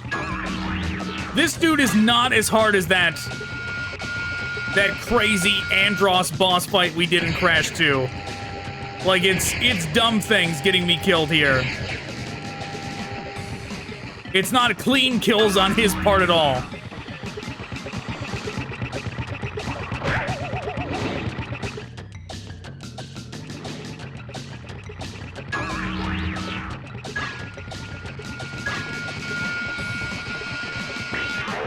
What does it want me to do there? Maybe I'll try and slide. Nope, sliding is not the key.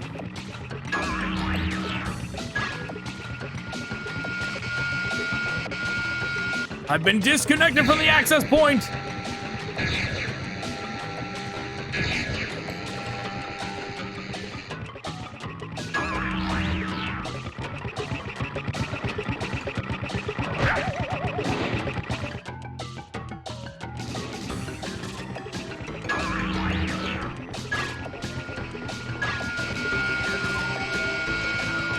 All right, I guess that's what I'm supposed to do.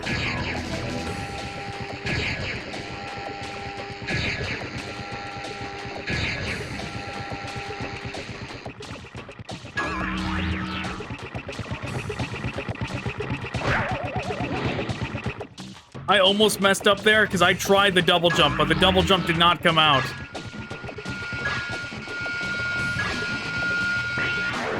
Those fucking things!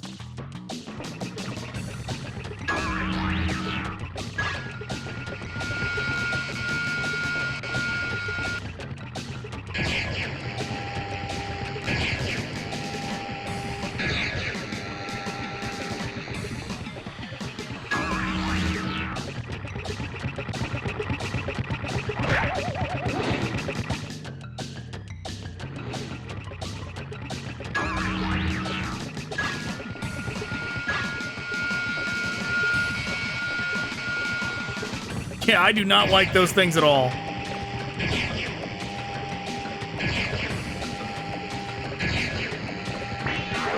You fucking game.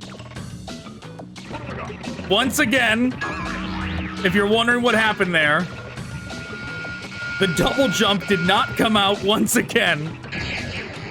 My faith in the double jump has got me killed so many times here.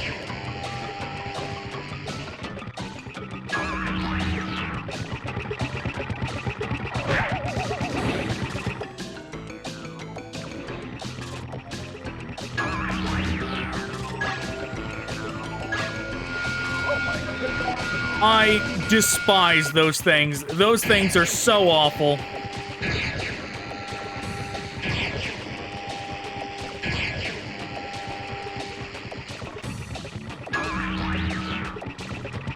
Yeah, it don't matter, because we're gonna get We're instantly gonna get hit by the ball here.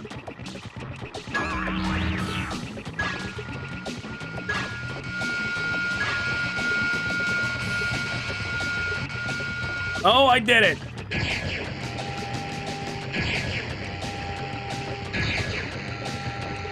You fucking game, it did it to me again! The double jump didn't come out!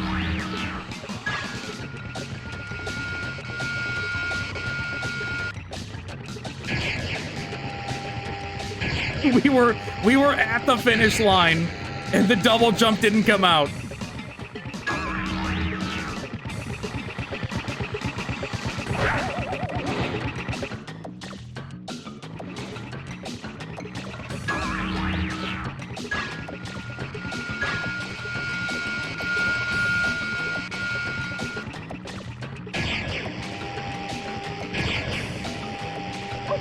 I did it again! I just need to mash it.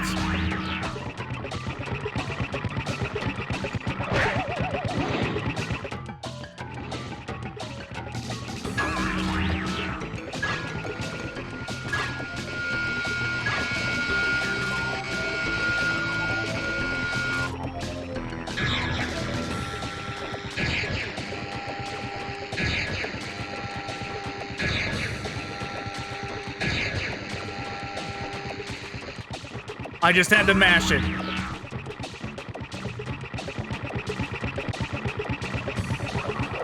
You fucking game. Unbelievable.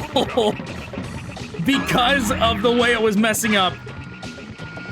Oh, I couldn't trust the double jump during that, like, traversal, so I had to take it a little slower.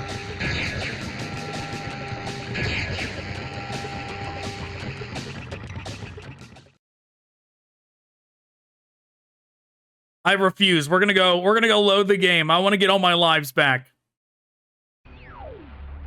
I refuse. I refuse to lose all those lives on the unresponsiveness of a single button.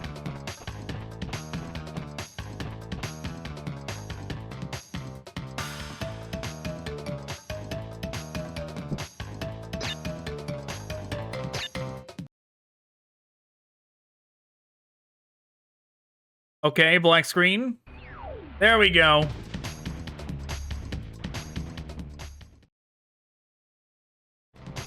I can't tell. I can't tell if that gave me all my lives back.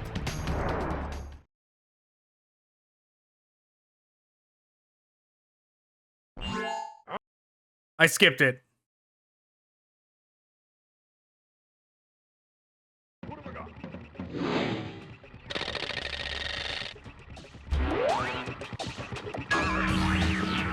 Well, it started me with one of those.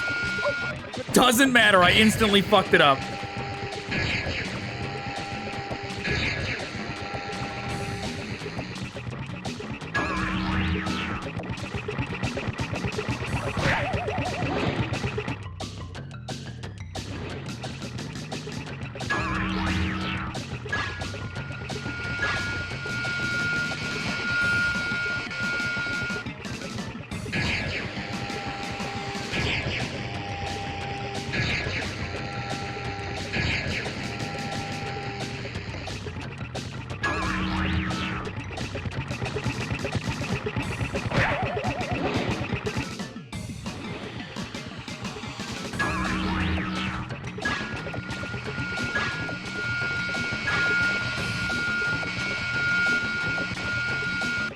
Come on.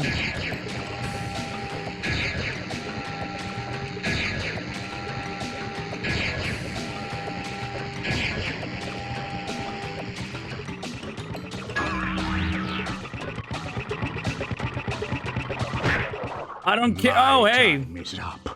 Yeah, GTA 3 downloaded. Will be too.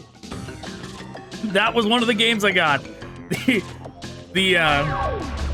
Because of all the complaints of the HD remaster of that, it was only $10 for the original, so I grabbed it.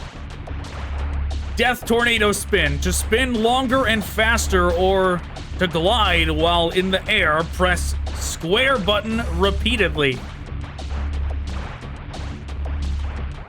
So I'm just gonna... It's like becoming Tasmanian Devil. Man, that reminded me of... There was a Tasmanian Devil. Insignificant morons! By defeating entropy, you have placed us all in grave risk! Crash, Coco, you must realize that this time twister machine is very delicate.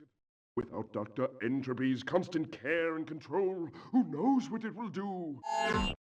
That, like, little thing of, like, Cortex being like, oh, gross, and, like, getting Uka Uka off him is so weird. Like, why was Uka Uka on him in the first place?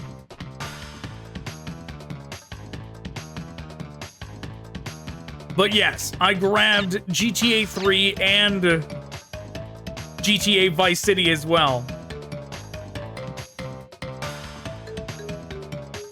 Just because I wanted the originals, knowing how many problems there are with the remasters. I don't want to play the remasters. If I'm going to play anything, I'm going to play the originals. And they're available here, so I'm going to grab them. While they still are. This guy, I forgot this guy was in this game.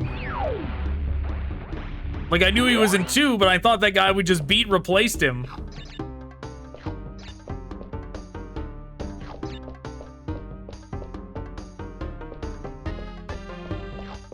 Guess we don't have whatever we need to go that way.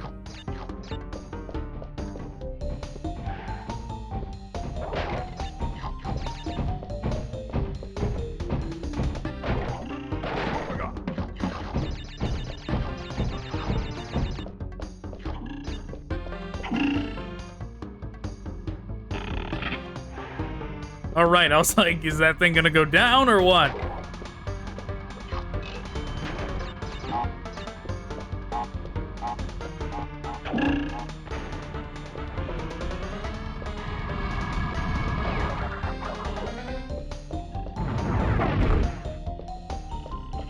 Let me through. There we go, checkpoint.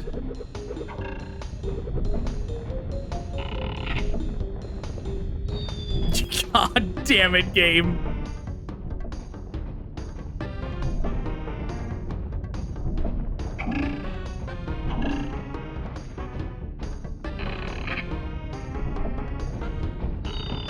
I hit double jump. I absolutely hit double jump. Just like I absolutely hit jump the first time.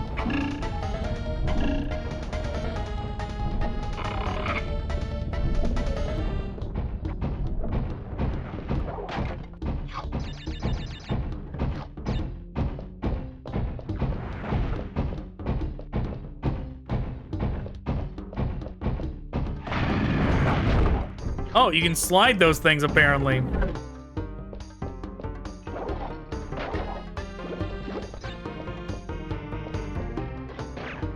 You god damn it, game. It's so... With the, like, the best way to do the double jump is to, do it at the height of the jump. Right? That's the way it tells you to do it. But just like what happened there, if you are marginally late, it doesn't do it at all. That's the trade-off, is that it's either you do it too soon and don't get any momentum at all. Oh my god. Either you do it too soon or don't get any momentum at all, or you do it too late and it doesn't even work.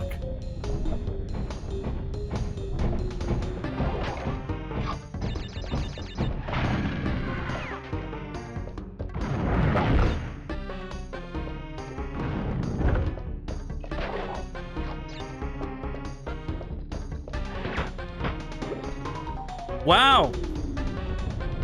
Okay, game.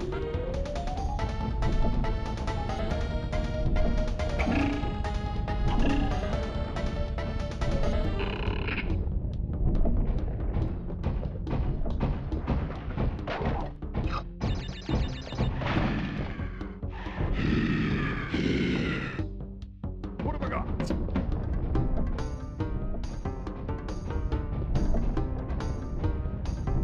This level's not convenient. This level is the opposite of convenient.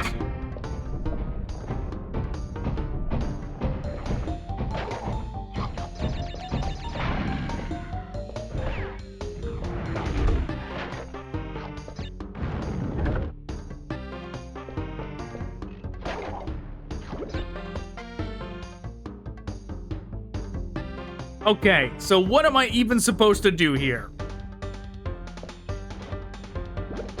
Does what it really want me to do is from an angle jump and then curve back and do my double jump over the nitro? Is that what it actually wants from me here? Yes, that is what it wanted.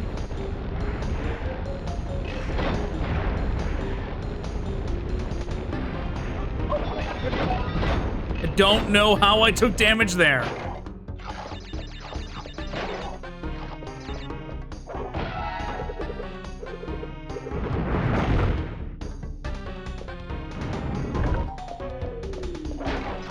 Like, I definitely...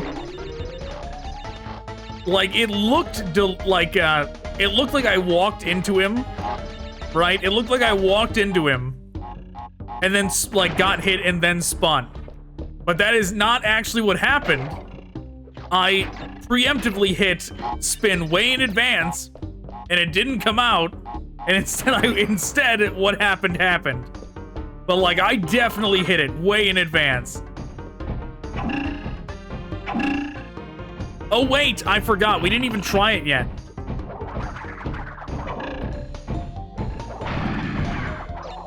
That is pretty nice.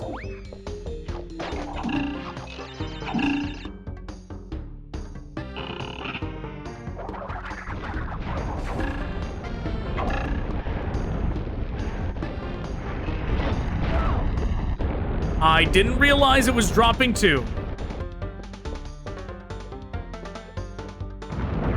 But yes, maybe the tornado would have come in handy earlier in the stage. Maybe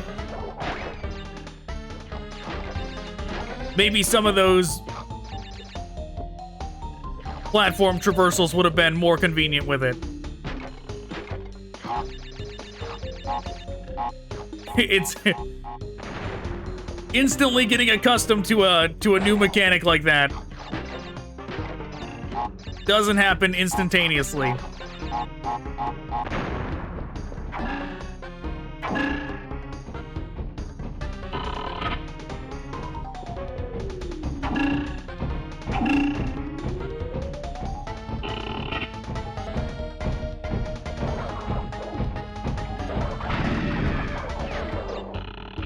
That is pretty wild that I can just, like, maintain being a tornado in the air like that.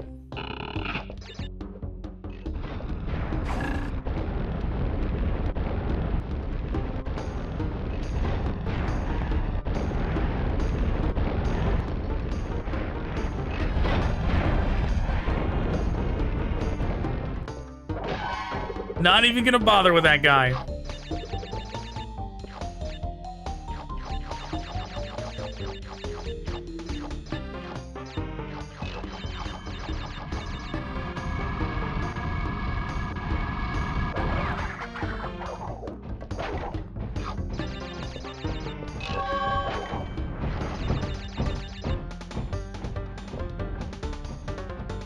Sure, let's go to the bonus stage.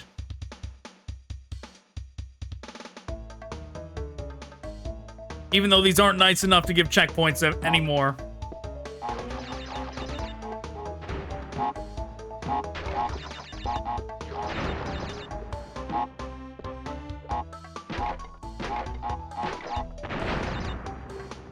I figured that was what it was gonna do. Get rid of that one up. Too bad.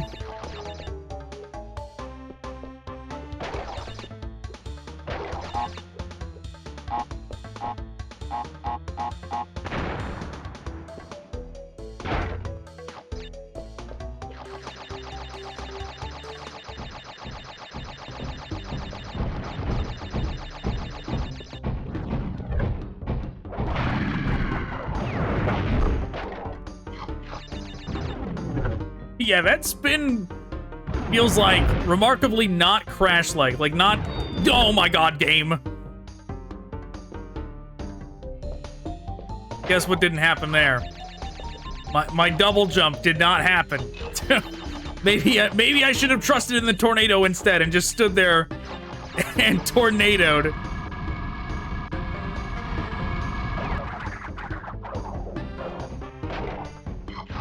But yeah, it feels remarkably like not Crash-like to have so much power. To be just like, I tornado you into oblivion.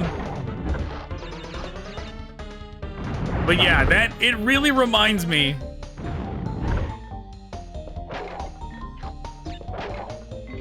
of a, my fucking god. Those damn monkeys, I didn't even register what I was looking at. The access point thing distracted me again. But it reminded me of that Tasmanian Devil NES game where you're like running around the road. You're like running on the road and you're playing as Taz, and that's about all I remember. I'm sure almost nobody that is watching this video has played that video game. But I did. Not because I was old enough to have a Super Nintendo or a Nintendo, but my older brother was, so he had both. So when I was very young, before I got to play PlayStation and N64, I got to already experience those as a child.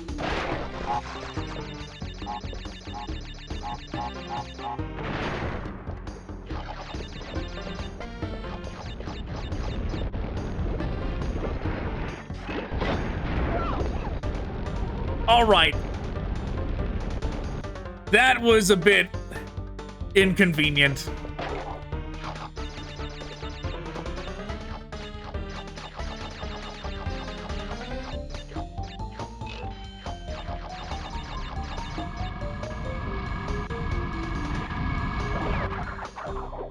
One more time.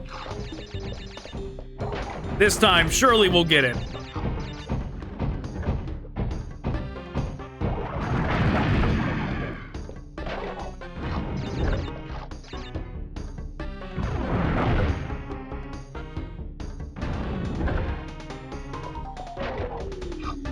I trust the slide jump so much more.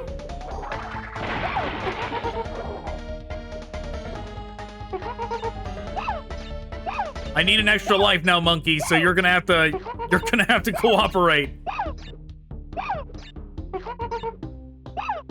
But yeah, I trust the slide jump so much more than I trust that double jump.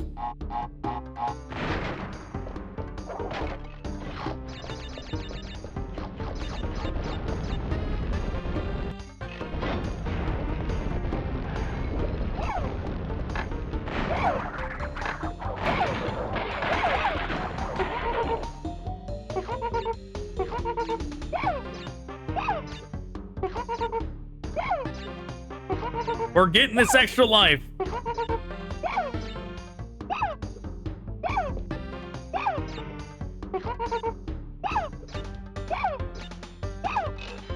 Thank you for your cooperation, monkeys. Only 4 off.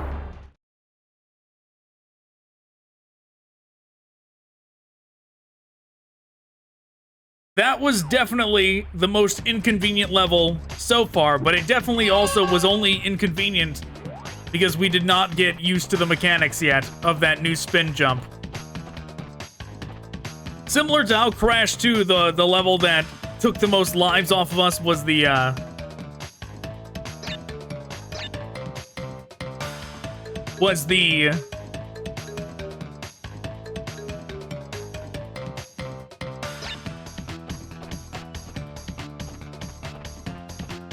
I'm blanking out on it. The digging one, the one with the, where you have to dig the B level, that was it.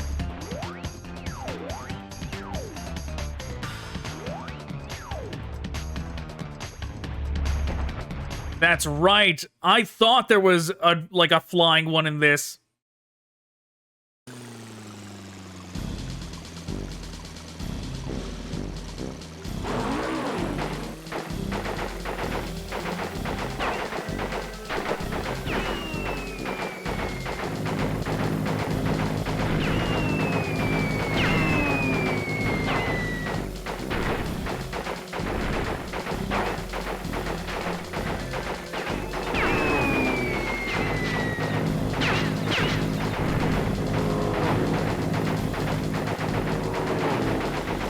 Oh, okay, I was just tapping it.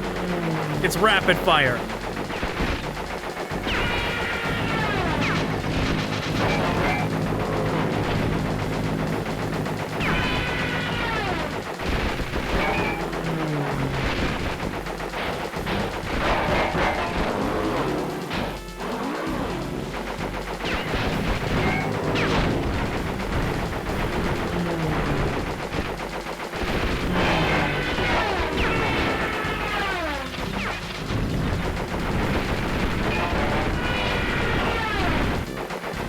I'm trying to save those health pack ones.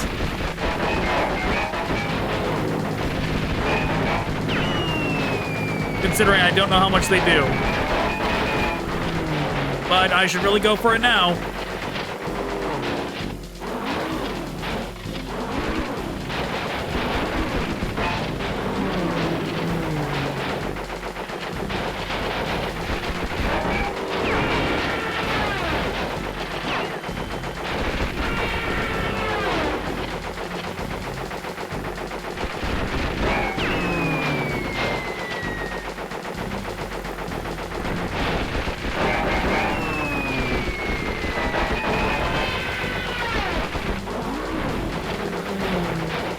Are those dudes infinite is the real question.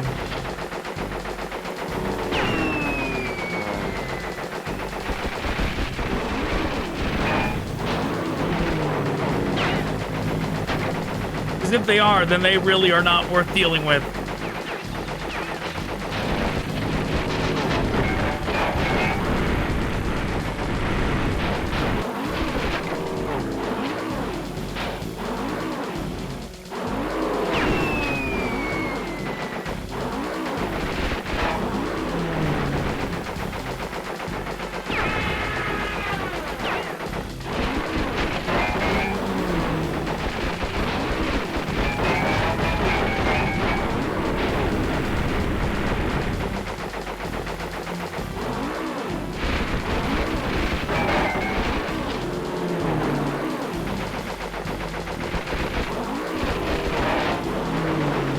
They definitely seem infinite.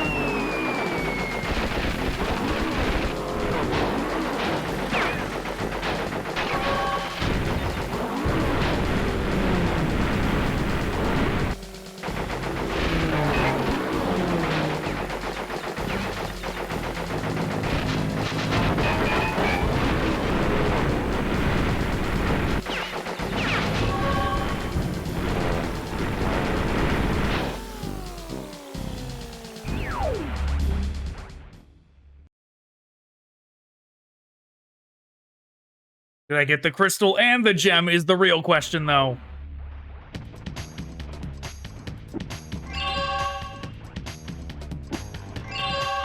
Yep, I did it.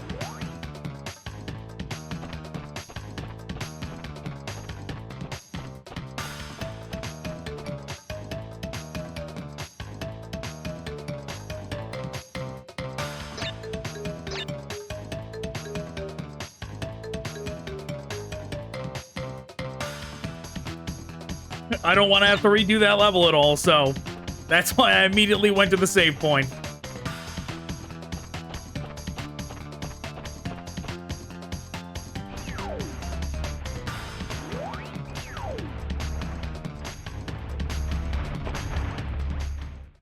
Tell no tales?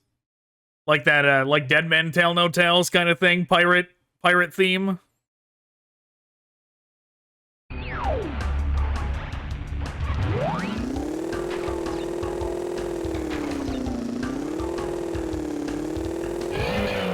Those, like, bombs in the water definitely seem 2D.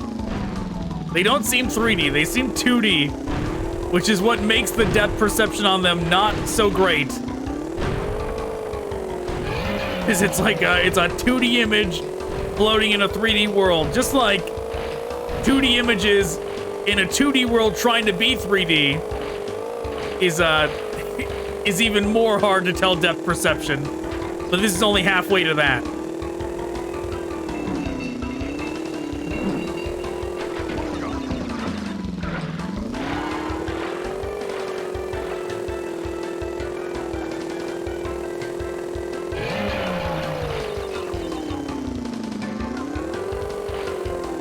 That's a shark!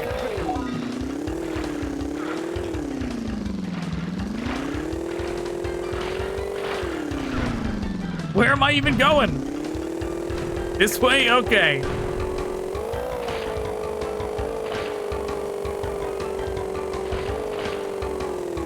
Forget those boxes. We're just trying to get to the end.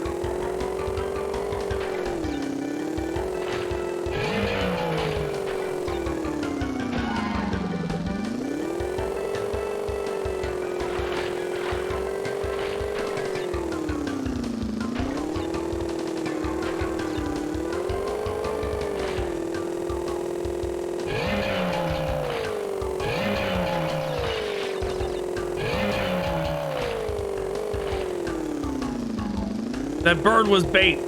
That bird did damage to us in the first one of these levels, so I might have died if I tried to go after it.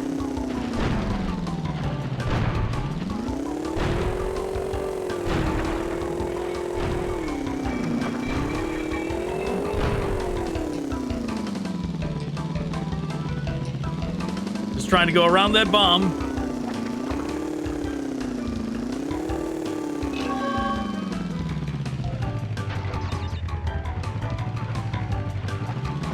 Nice and steady. Can't see.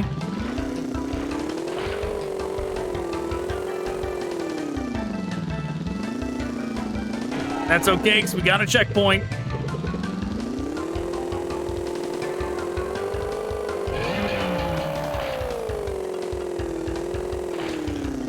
Whatever, missed those jump pads, it's fine.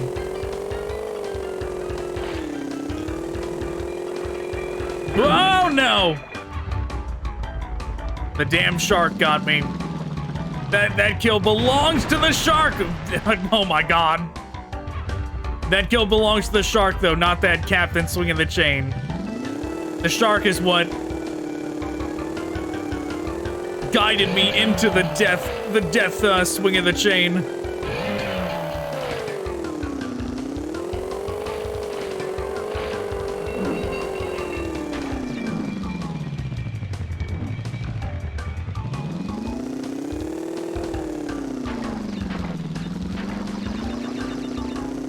Oh man, almost died.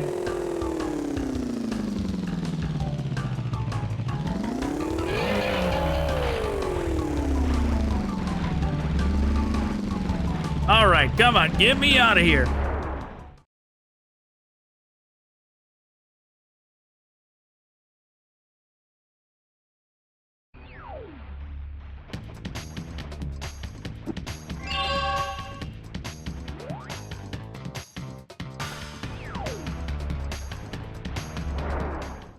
Future Frenzy. This one definitely, I'm sure, is gonna be rough. So, Crash Bandicoot, we meet again.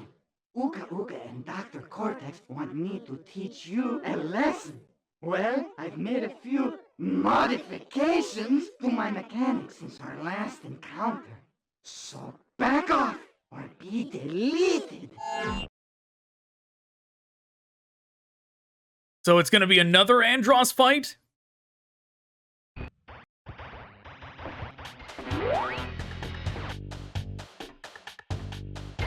This reminds me of how the level that they added for 3 looks. I'm pretty sure it has the same vibe. For the Insane Trilogy, how they added a level to 1 and 3, but not 2.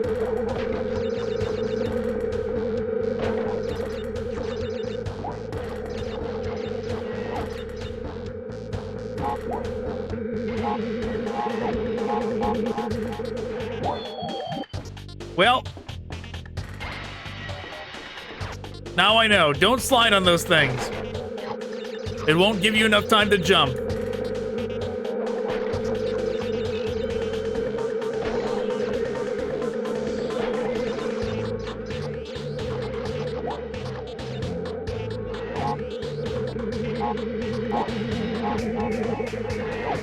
I did it anyways.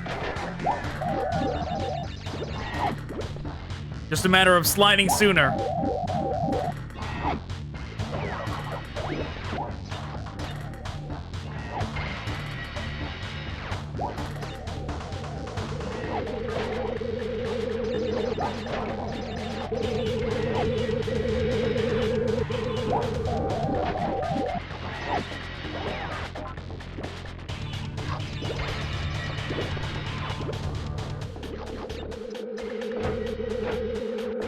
Better not be like a dynamite or a TNT on this one I can't see. No, it was fine.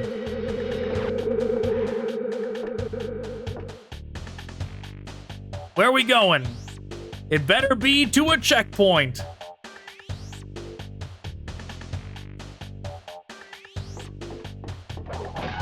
It was.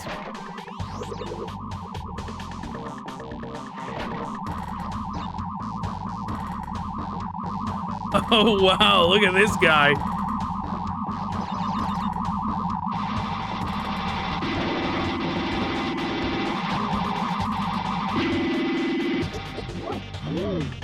Whoa, what is going on here? I see, it was wobbling because it was changing from green to red.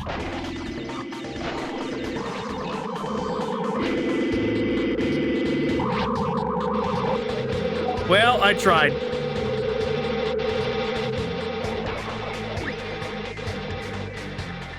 What's this? I see. It makes you spin.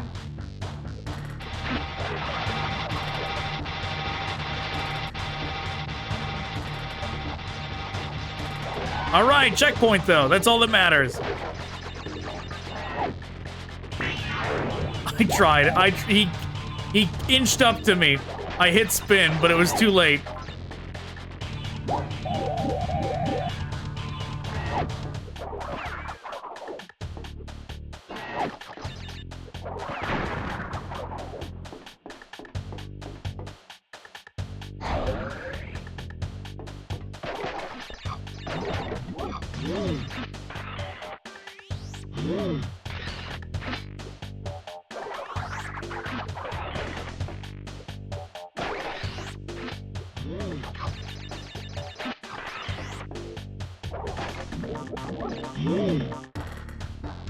Okay. Made it.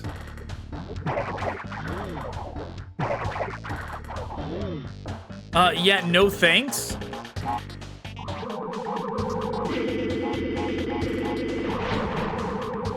Like, it baits you to try it with the spinning going on, and it's like, or I could not do that.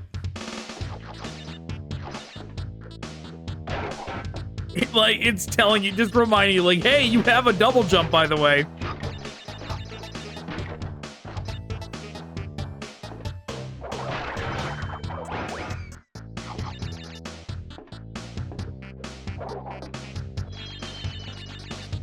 I didn't mash. I didn't mash, but at the same time, that was close enough. That was close enough that should have hit that box.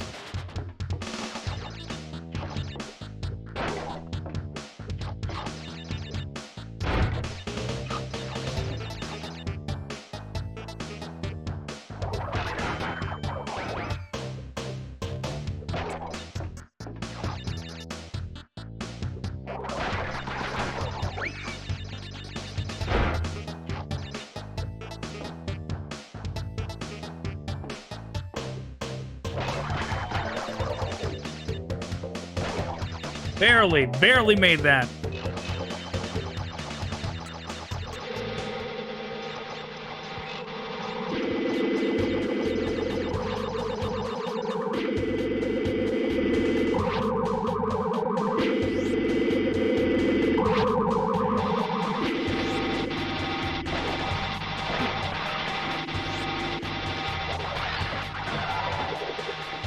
Fantastic. Made it.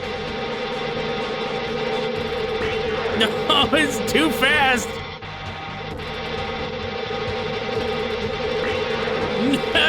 No.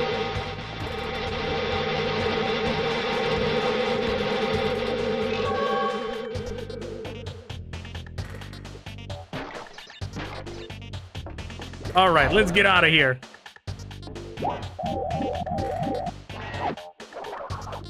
Okay, all right, sure.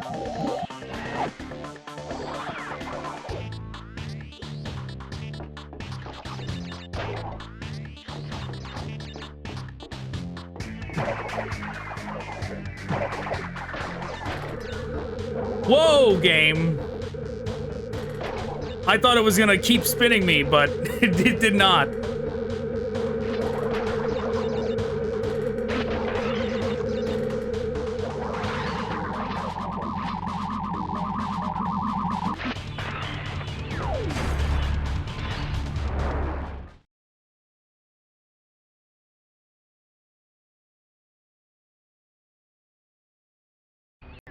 All right, time to see how this boss is gonna be.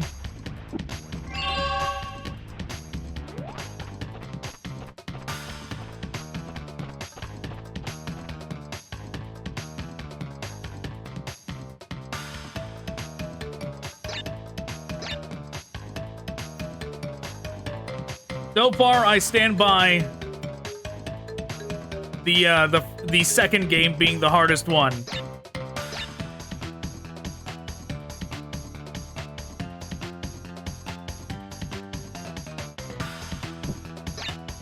Oh no, don't load, don't load.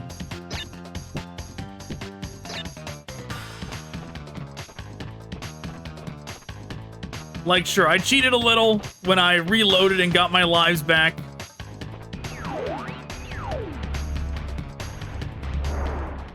But that boss deserved it. Just because the double jump was being finicky. It wasn't really the boss that deserved it. The double jump deserved it.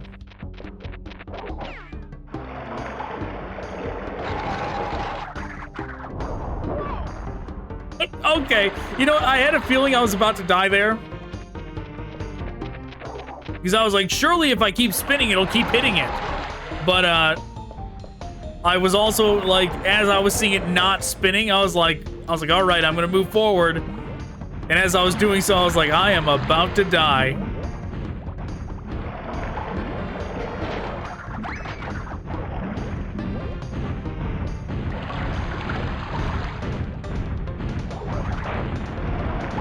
All right.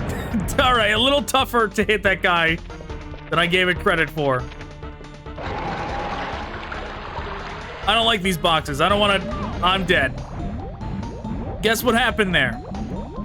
The double jump didn't work, is what happened there. I can't rely on the double jump at all. It's really unfortunate.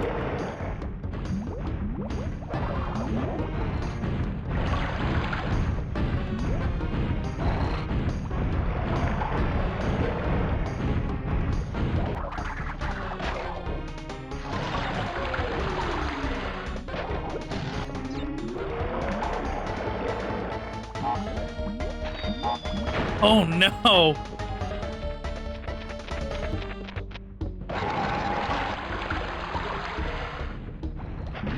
The double jump didn't work again. I have to stop. I have to like not use the double jump at all. The double jump is so unreliable. I cannot. I'm gonna lose all my lives if I keep trying it in situations where if it doesn't work, it's gonna get me killed. Because it'll just get me killed.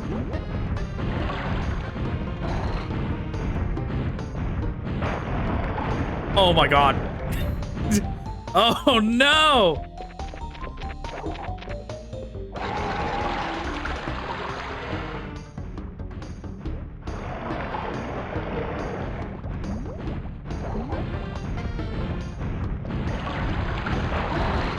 I am reloading.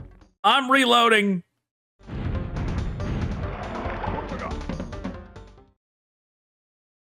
This level has taken too many of my lives right at the starting point.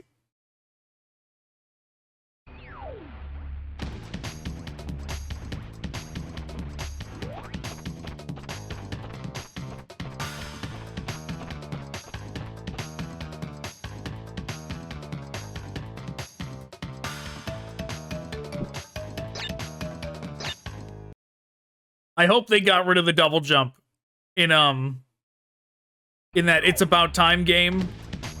I hope they got rid of it.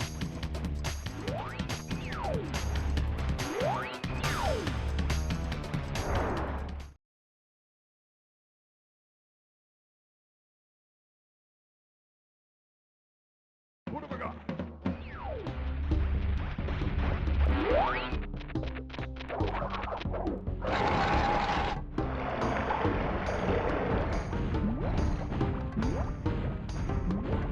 We're gonna play it super safe.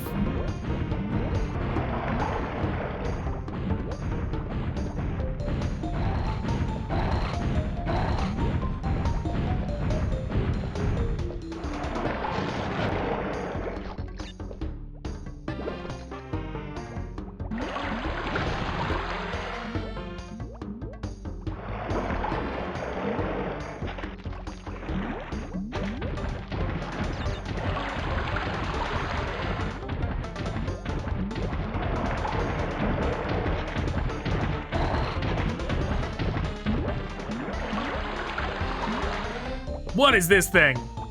What is this thing? Oh my, look at this thing. Guarding the checkpoint, about to do something to me.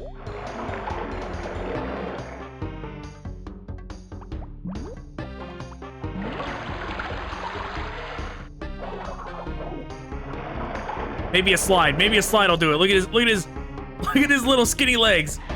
It did.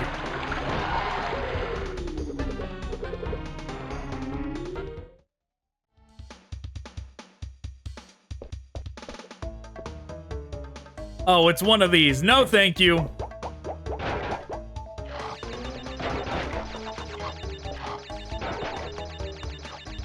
I just want to get to the end.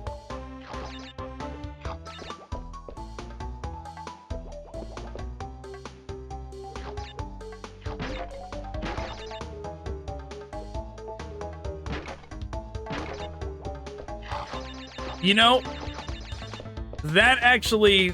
The double jump, I'm realizing the situations that I actually, like, really don't like the double jump. Oh my god, game, you betrayed me.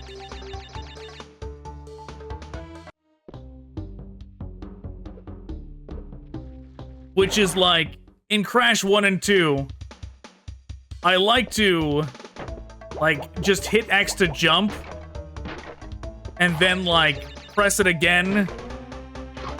Like, because there's a difference in Crash between holding X the whole way through your jump. When you hit a box, if you hold X, you go farther. So if you just tap it, you go shorter. And that's good for judging distance. But if you do just the tap jump in this, when you go to, like, re-hold X to, like, re-gauge your second jump on the next box, it's gonna adjust and make you do the double jump instead. And that is no good. That means you gotta commit. You gotta commit to all the power jumps.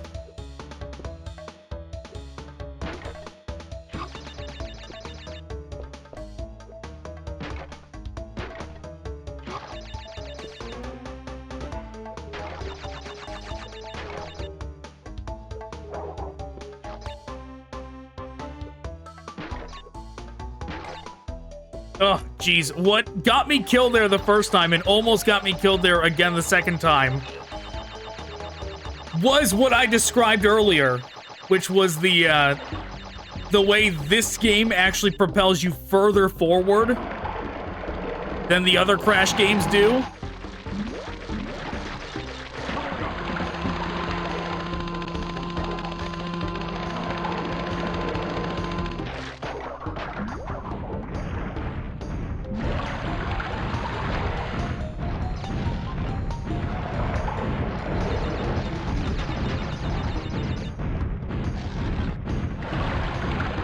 Okay, this guy's trying to match my movement. But maybe I should pull him over this way.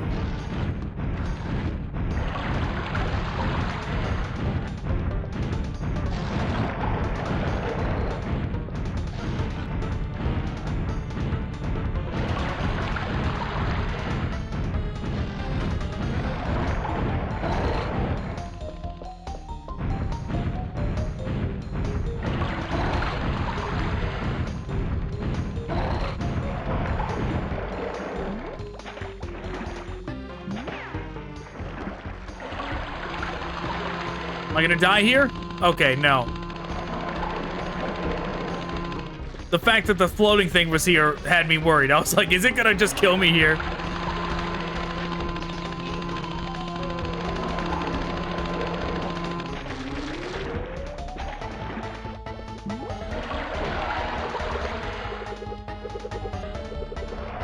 Let's try it. Whatever this is, let's try it. It's gotta be for that, the blue gem.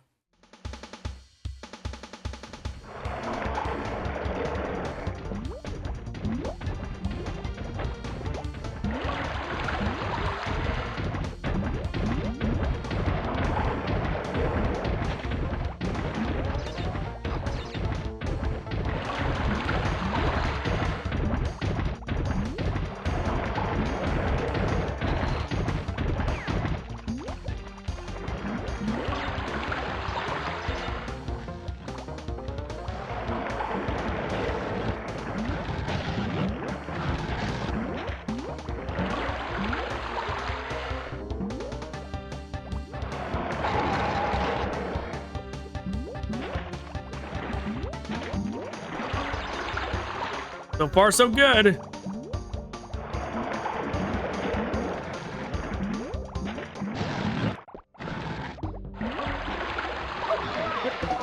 The game betrayed me. I made it. I made it to that platform game. Nope, I'm not doing that again.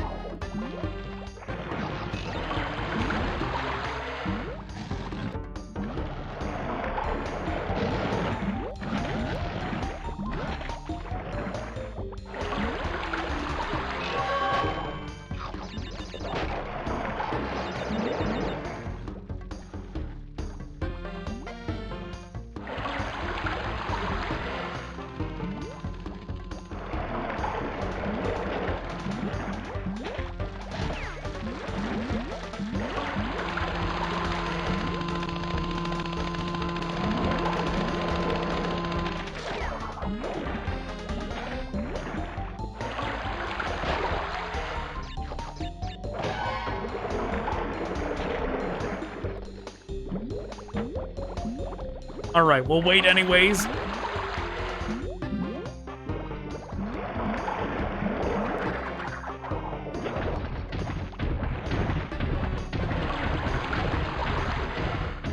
This part does worry me a little.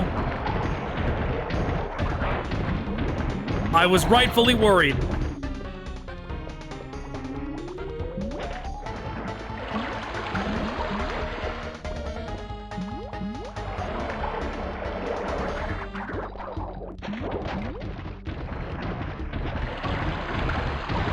Almost died there.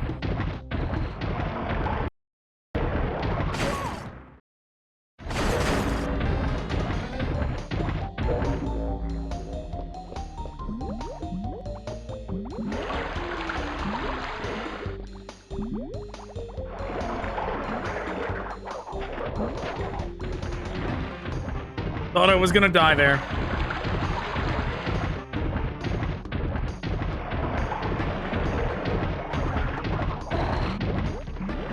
All right. Finally, past that.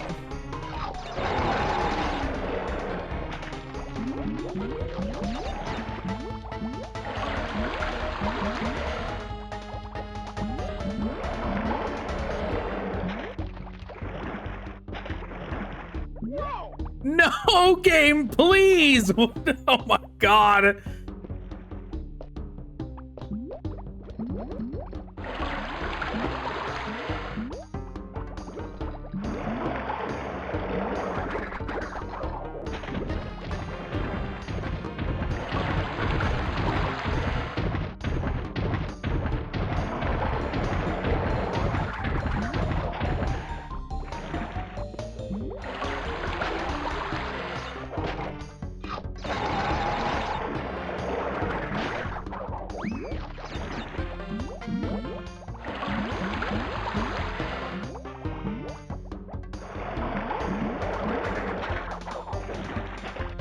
Spinning almost got me killed there.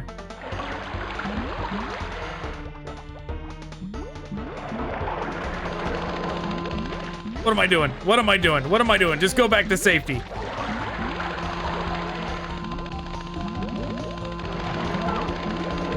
A double jump! The double jump didn't work!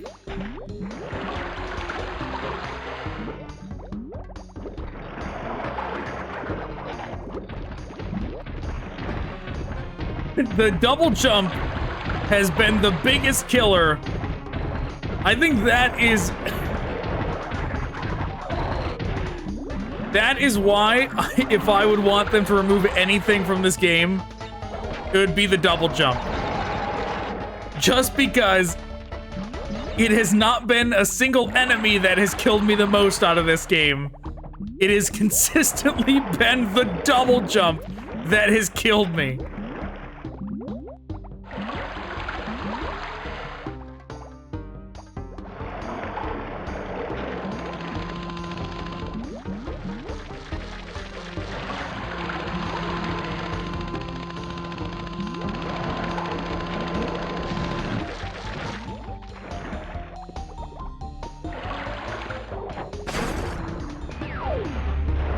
All right, we did it.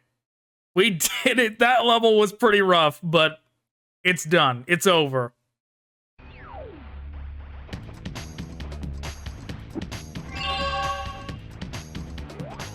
Man, if the last 5 levels are equally as rough, we might finish this up with the few lives that we had in Crash 2.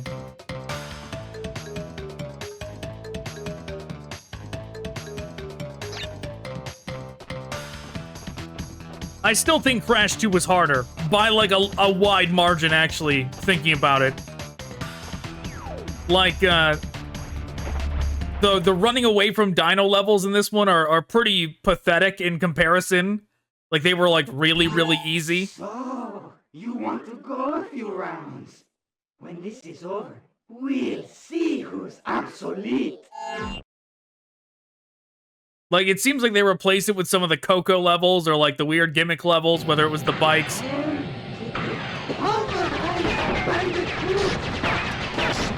Oh my god, this is crazy.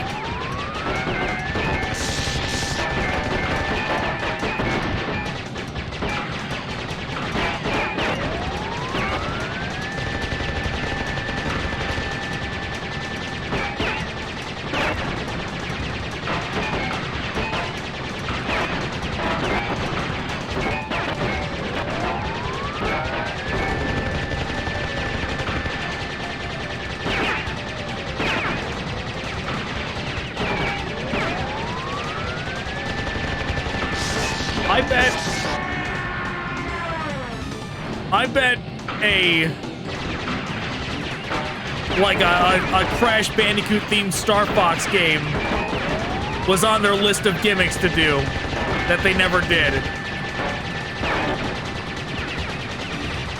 Judging by this.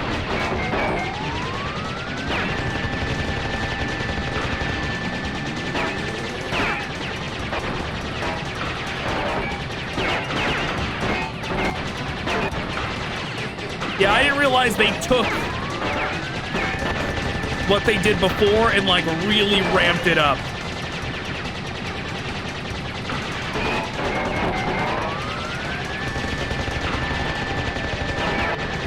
I didn't remember this boss fight at all. Like, not in the slightest, I didn't think this was in here.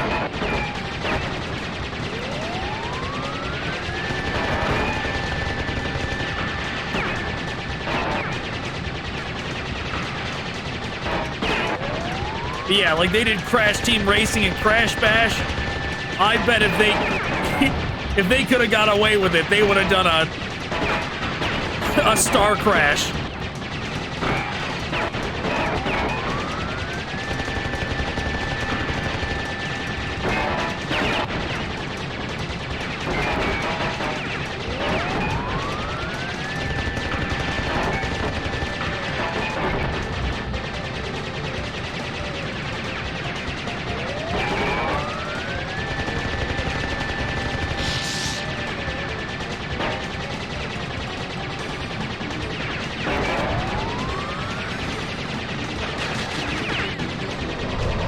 Oh, I let myself get hit there because I presumed it was going to be over. But it's not. So I should not have let myself get hit there. What the hell is... What is that?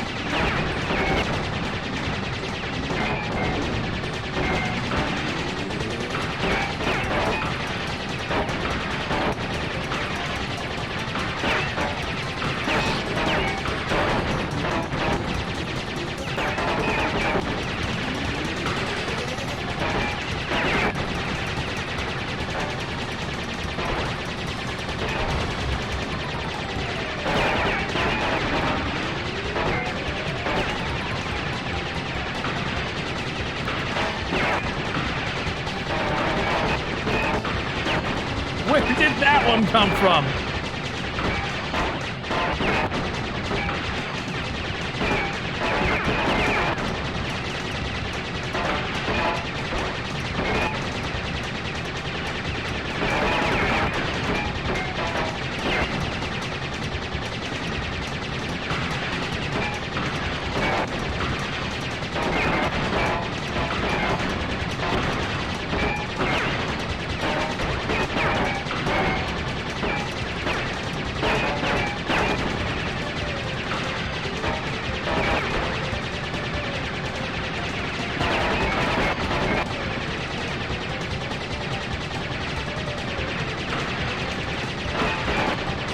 I am trying, but this is kind of crazy. The aiming is not great.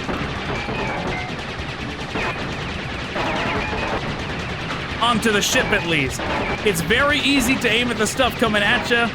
Not so easy to aim at the ship itself.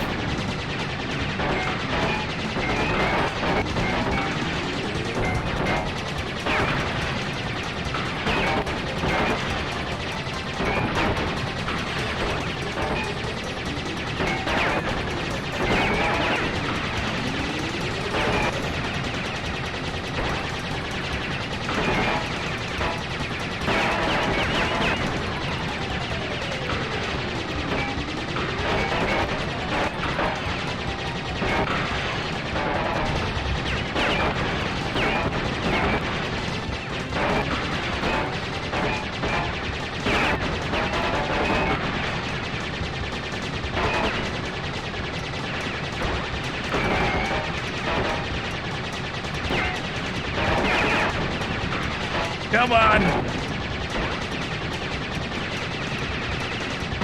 Oh no, don't you dare. I say, that's gonna hit me now? No way. There we go. Not again! Fruit Bazooka. To fire fruit at a target, hold L2 to raise gun, aim with directional buttons, press circle button to fire. Wow. They just lifted that from DK64, huh? It's funny how history repeats itself. Yet again, Engine has failed to defeat you. For this we must destroy you! Oh, my aching head. I'm not feeling myself these days. So the end is in sight. Gather another 5 crystals, and again you will have foiled my plan. Or will you? That made me laugh because I imagined Clancy Brown having to ship like rapidly between the voices in the recording booth. Yeah, if I was saying something before that boss fight started, I don't remember what it was at all. That was a wild boss fight to be randomly in a Crash game.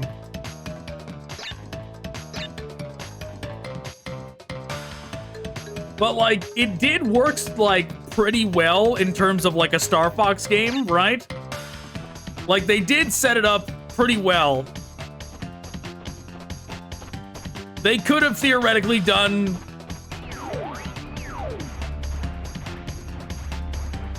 if not a whole level, they could have done more boss fights like that. Like, that setup was a lot better than that flying around as Coco segment, for sure. Like, taking down the blimps is what I'm talking about.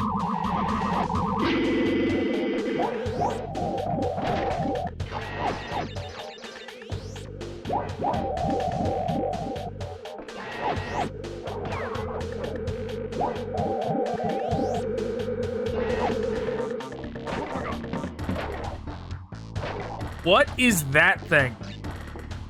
Look at this thing. What is this? Excuse me?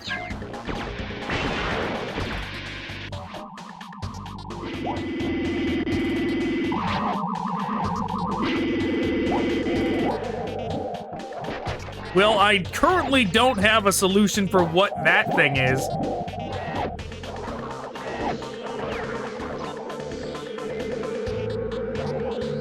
Like, in terms of what my plan is supposed to be here, I don't know. Maybe I just jump over them.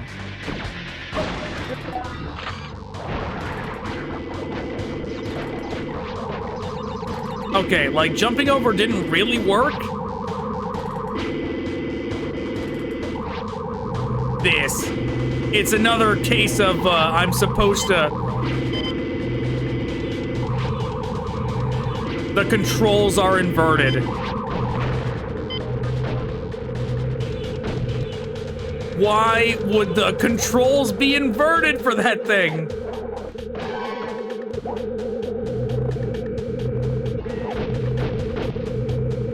Yeah, that's why the target shows up like that.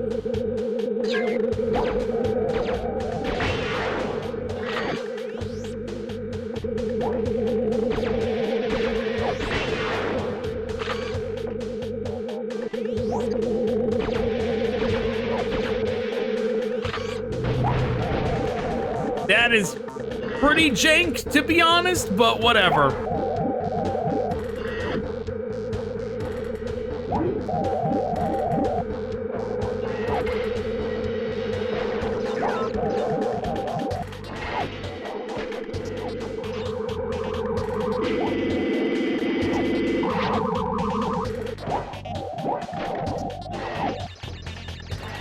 Wow, look at that. Look at that box off in the distance there. That is some of the most aggressive bait. There's two of them. That's some of the most aggressive bait that I've seen in this whole game. Like, Crash 2 did some stuff like that, but it was like in the water and it was not nearly that far out. But then again, actually, it's not bait. It's not bait because we have that bazooka now.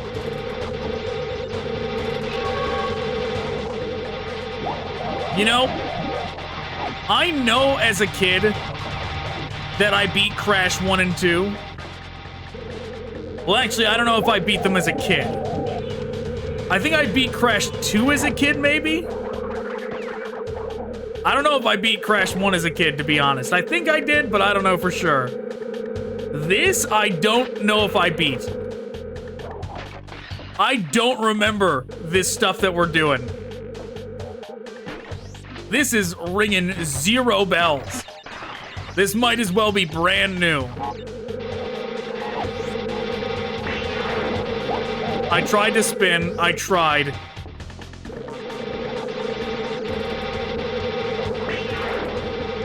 I think I was far enough ahead, but the game says no.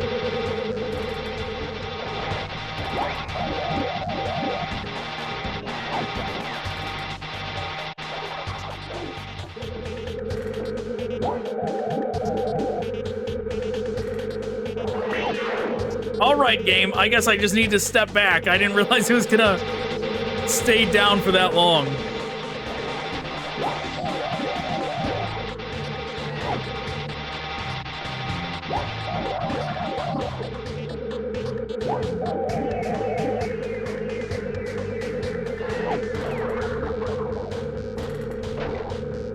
Once again, like, these... What have I done? That was... Oh, man.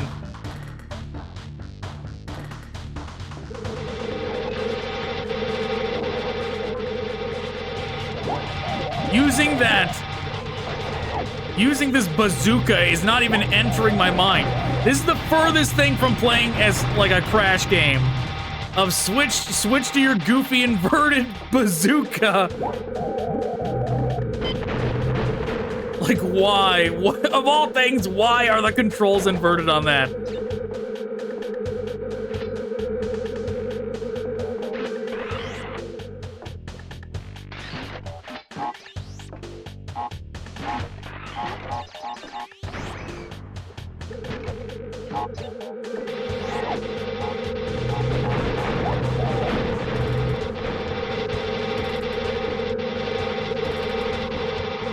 No, my access point disconnection.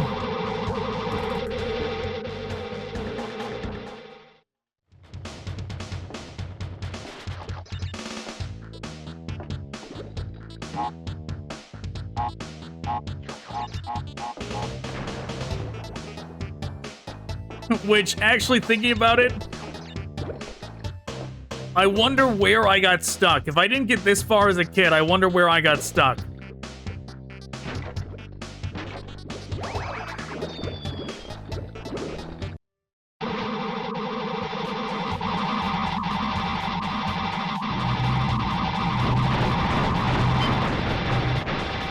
Like, did I not beat that? Did I not beat that,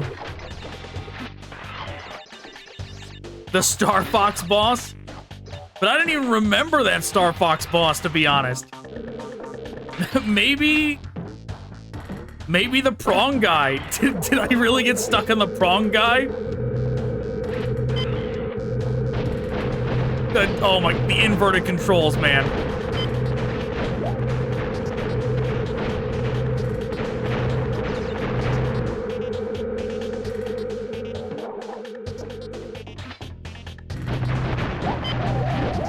This is the furthest thing from a Crash game right now.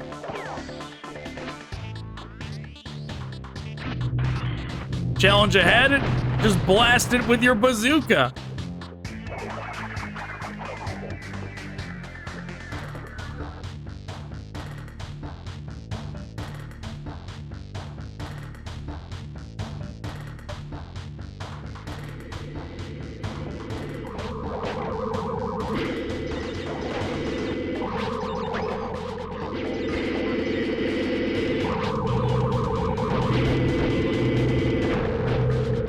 All right.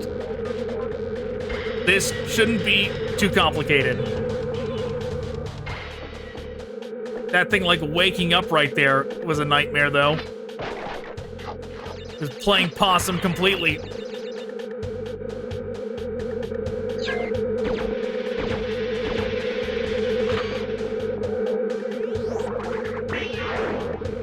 Didn't I? All right. Did I accidentally hit, like... How did I get rid of that thing the first time? Because I did not use the bazooka the first time.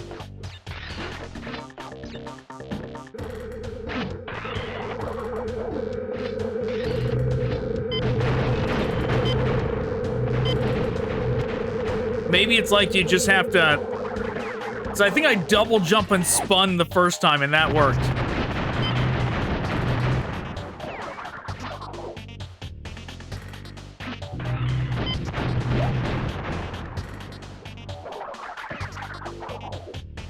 So that must be it.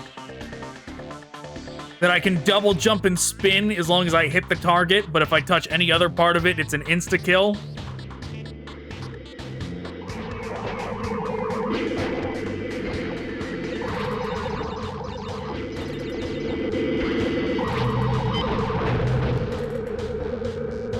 Yeah, I'm thinking what I probably did, because the gems are so much easier to get in this one, I probably spent more time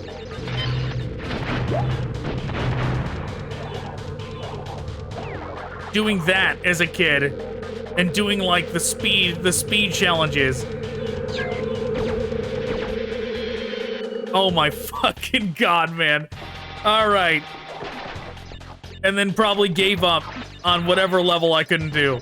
Though, I mean, like I said, little kid me was bad at video games. Okay. I'm not surprised little kid me didn't get this far.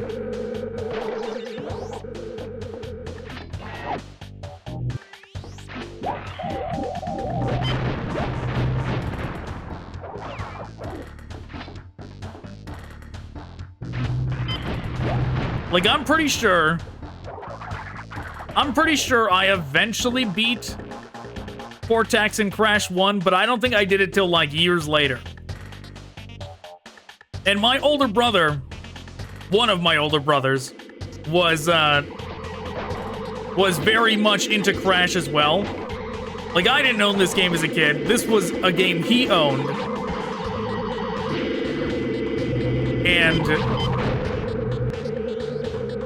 And as a result, I got to play it that way. So inconvenient.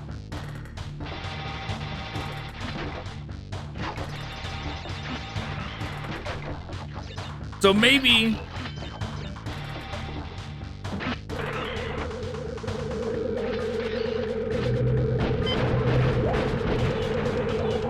I remember facing Cortex in Crash 2 as a kid. Just because he got to it. You know, like maybe I tried it out on his save file. That's highly possible.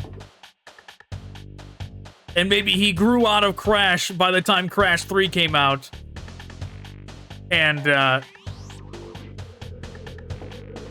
didn't do it. Didn't play the game. So little kid me was left to my own devices, and I didn't get quite as far.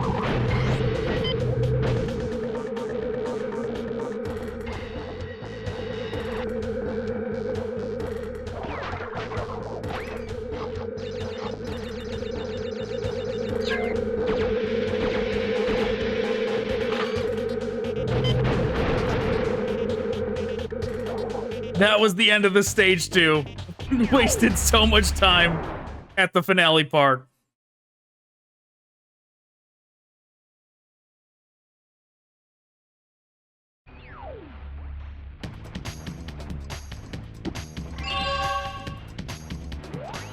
Was that the first level? It was. Oh my god, I don't want to do another racing one. I was hoping the racing ones were done with in this game. Man, it probably was a racing one. Now that I'm thinking about it, it probably was a racing one that stopped me dead in my tracks as a kid. That other racing one we did, I probably didn't get past it as a kid.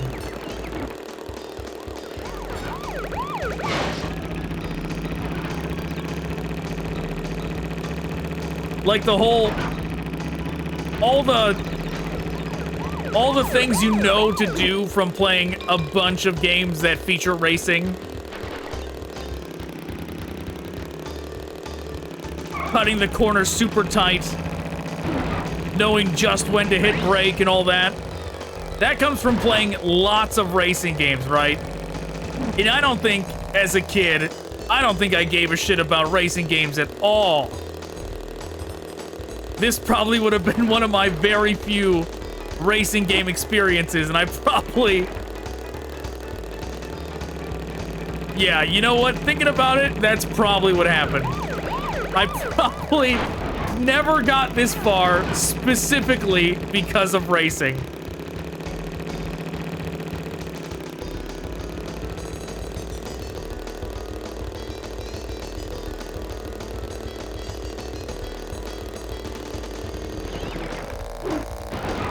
Well, okay, that's inconvenient.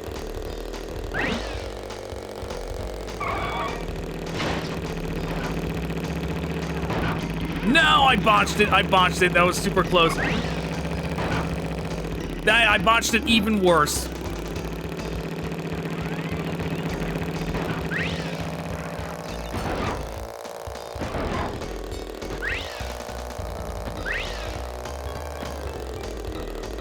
Yeah, I should be able to do this.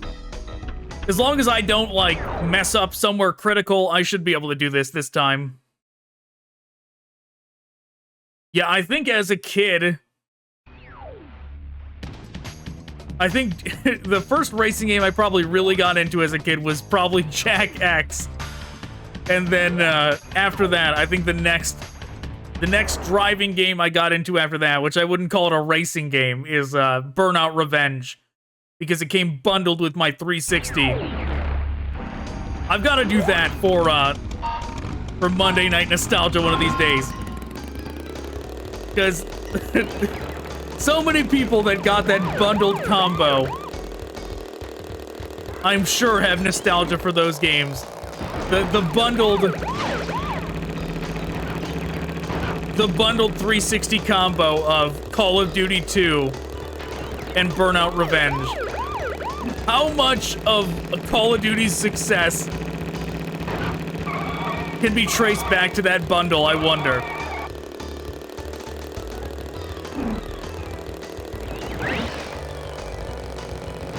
Right? Because, like, nobody...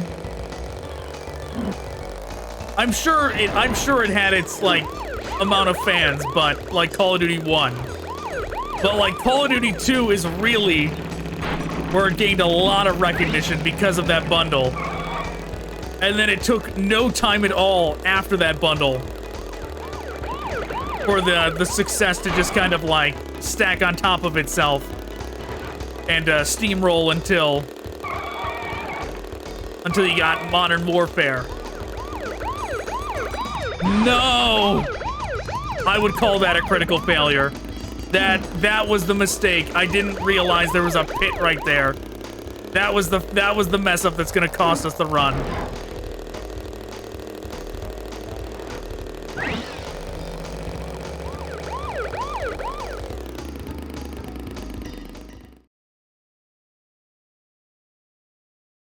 I'm just gonna start over. But yeah, it's amazing how fast Call of Duty took off when you think about, like, how big they got and how fast they got big, considering that it started with the 360 when they really took off.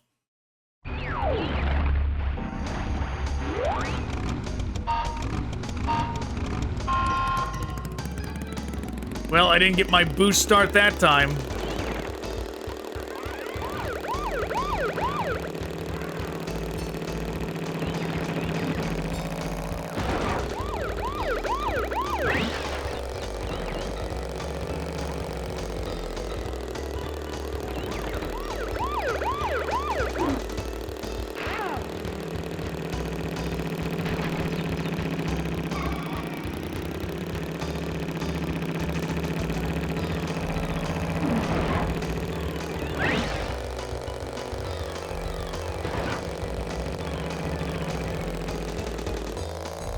So far, we're doing great.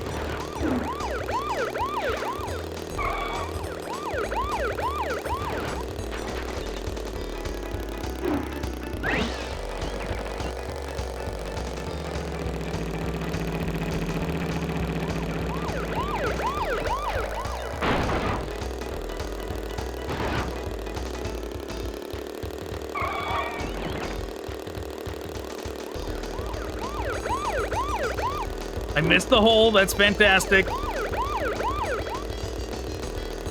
I remembered to go around the jump pad that time, but I missed the second one.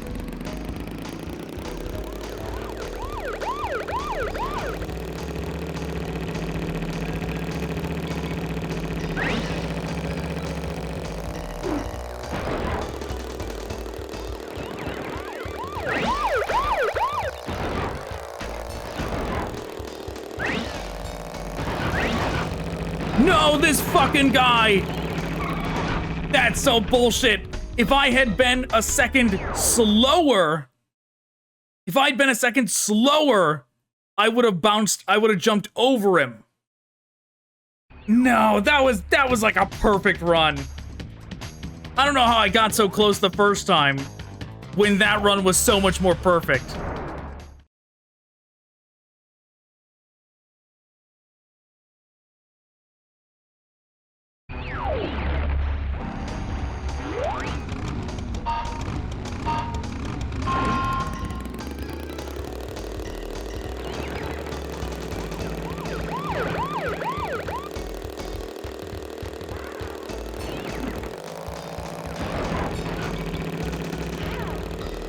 Okay, I missed that one.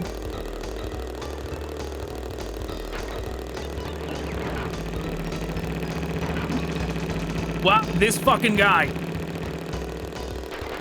Drifting all over the road like that.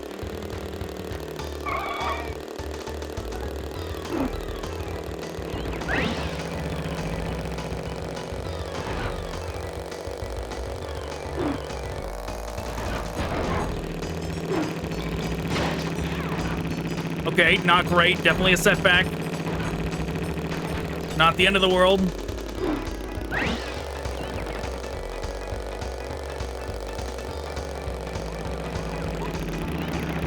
Okay, really bad. But I am in third.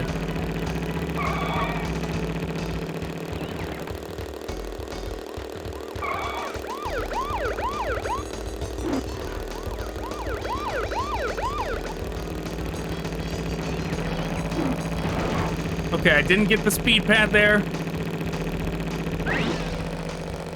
But now I'm in first by a wide margin. I just gotta not blow it. Oh man, did I just blow it? Maybe not. Maybe not. I just gotta hit these now.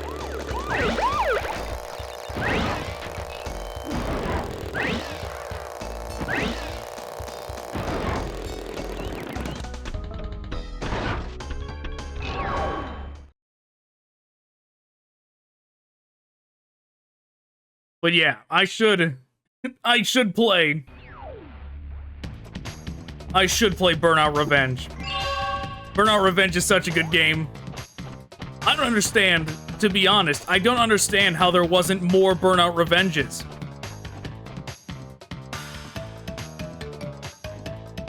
Or why any other company has made it, like, how come no one else has filled that hole in the market since Burnout Revenge stopped making that type of game?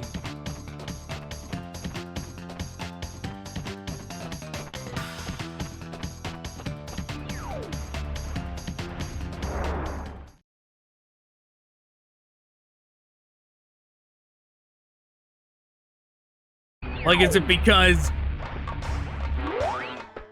because car nuts want their specific type of cars in the video games, and the manufacturers won't let their cars be in the video game if it means that their car's gonna get destroyed?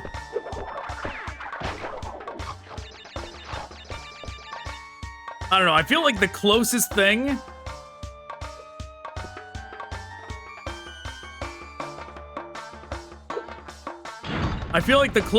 is probably like the Fast and Furious game.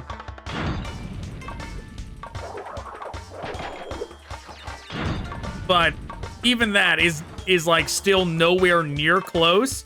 So it's like not even anywhere near a good comparison. There, we spared the innocent monkey who's just trying to do his job, lifting the pods.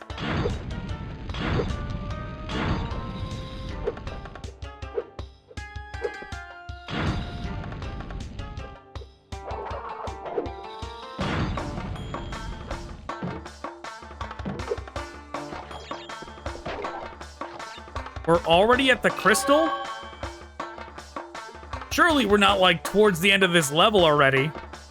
If so, this was, like, a pathetically easy level compared to, like, what we were just doing.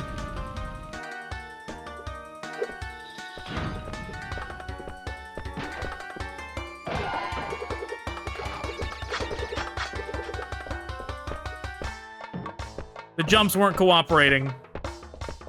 So I'm leaving those boxes.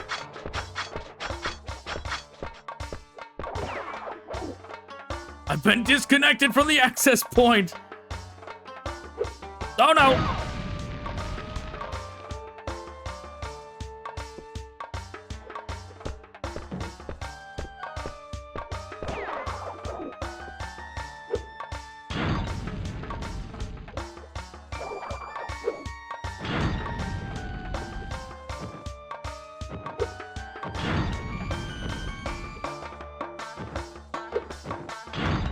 The jumps on this thing are making this very bad. Okay. Oh my god. The double jump. I really don't like the double jump. When I'm just trying to hold jump, like, and maximize a normal jump, and it is like, oh, double jump? That's what you wanted to do? It's like, no, get out of here, double jump.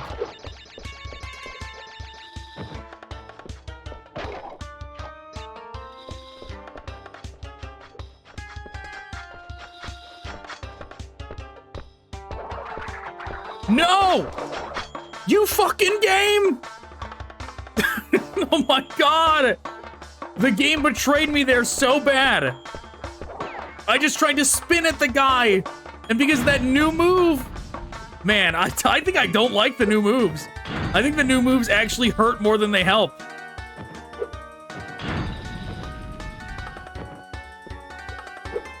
Like, all I wanted Crash to do is walk forward and spin, and instead he's like, get locked in place and do this? Like, no, Crash, anything but that.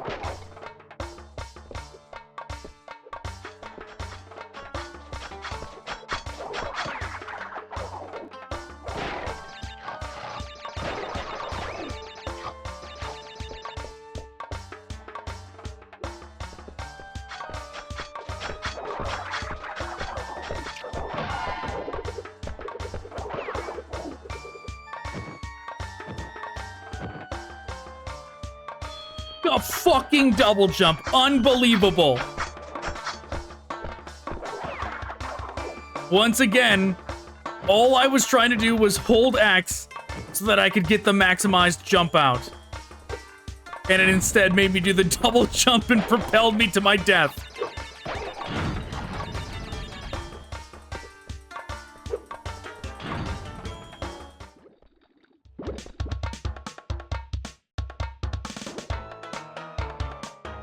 Yeah, I think this settles it for me, at least. That,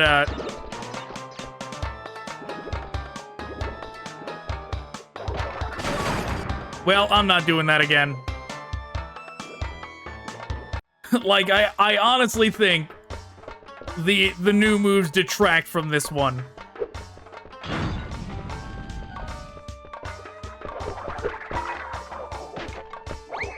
So yeah, when I said it solidifies it in my mind, what I'm thinking about is the fact that Crash 1 and 2 are better than this one. And I guess the sales did reflect it. The sales did reflect it. The PS3, I mean, it still was in the top selling games on the classic games for good reason, right? But just compared to the first two, this one is just a little less appealing, I guess. I guess maybe it's suffering a little bit from like a need to do more, right? Like, games often do this thing where they feel like because it's a sequel, there's pressure that they need to add something new that wasn't in the previous games, instead of just like keeping with the same formula but doing it better. Crash, or doing more of it. Coco, remember, it is not only Dr. Cortex that we battle. Beware of Uka Uka, my children. He is a far more dangerous enemy than anyone can imagine. Sure, I believe you. But yeah, like it's got that kind of thing going on where they're like, we needed to do something new, so we gave Crash all these new moves out of necessity.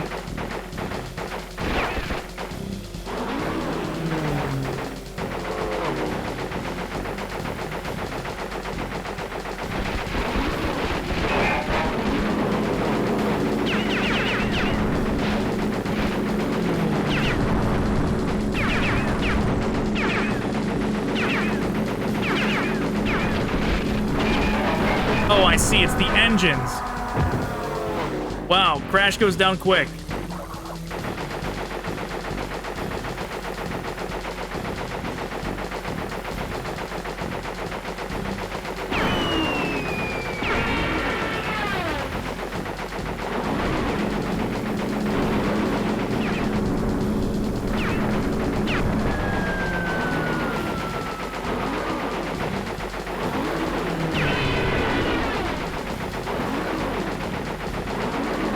Doing like an inconvenient claw maneuver on the controller right now.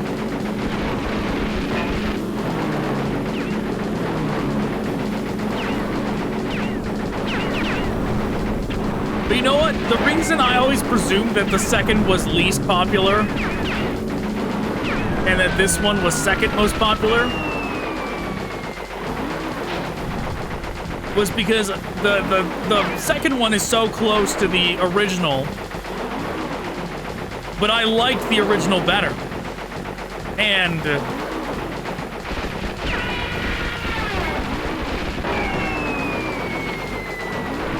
this one had, like, the other innovative features, like the time attack challenges and all that, you know? So I figured because this one had the new stuff like the time attack challenges, that it must be more popular than 2.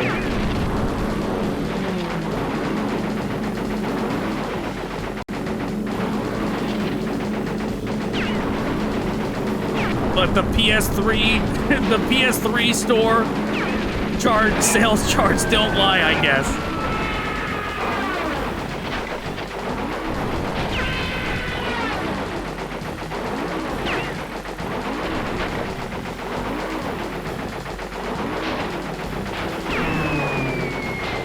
Like, regardless of how this game sold when it came out, which I don't know. Like, I don't know how this game sold when it came out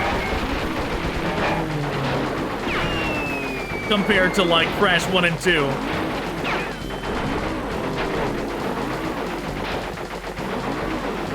What we do know is how it sold after the fact, when people were being nostalgic, going through the PS3 store looking for things to buy.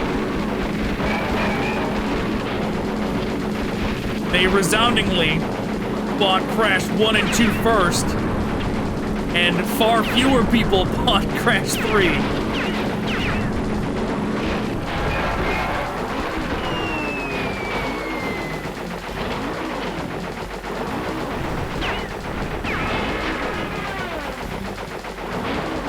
But yeah, it might have to do with these gimmick kind of levels too, though.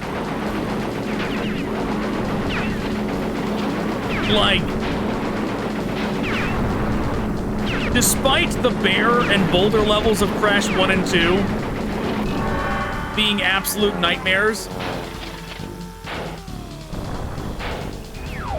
I think they still do add some sort of appeal to those games, despite them being nightmares and like terrifying when you're playing them, when you're just running into the unknown and getting killed by everything.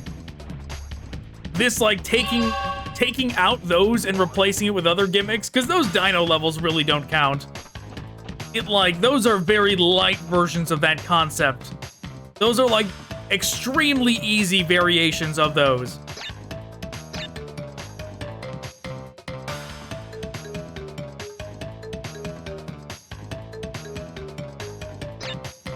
So yeah, maybe this one should have done that, is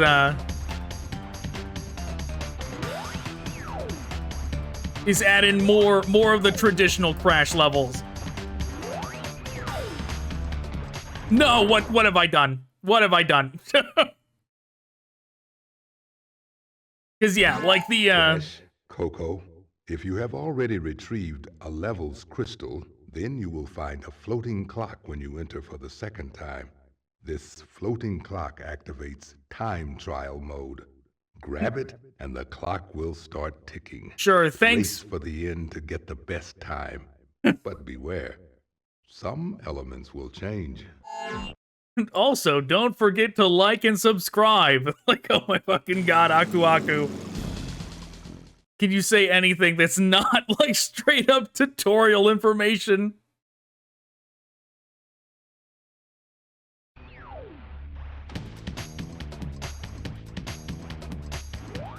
But yeah, like, it's nice that they included Coco, but I don't think the jet ski levels are that good. Like, especially with how, like, the background moves around and like the depth perception with the 2D bombs and all that. I think the Coco level, like the jet ski levels, are kind of rough around the edges. And the tiger levels are really good. Those are really well done.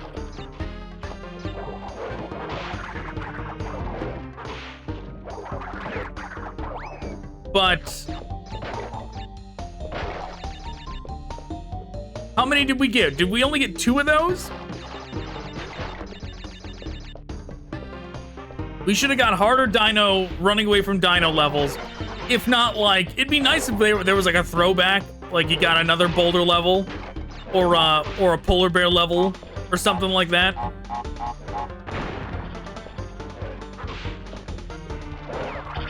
Just to have more of the running away levels. Because there was only 2, and they were super easy. Okay, we finally gotten to the mandatory darkness level.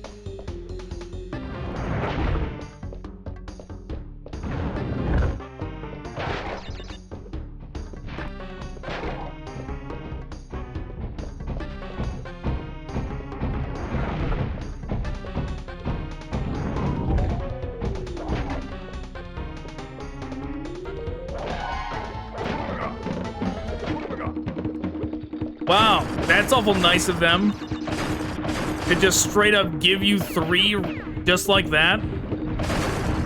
Like, what's the point of that whole area then?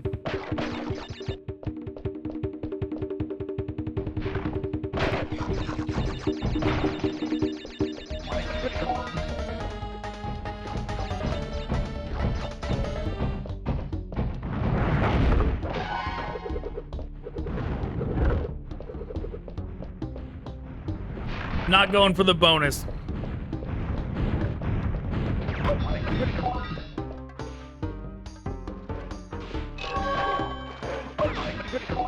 Well, that's inconvenient.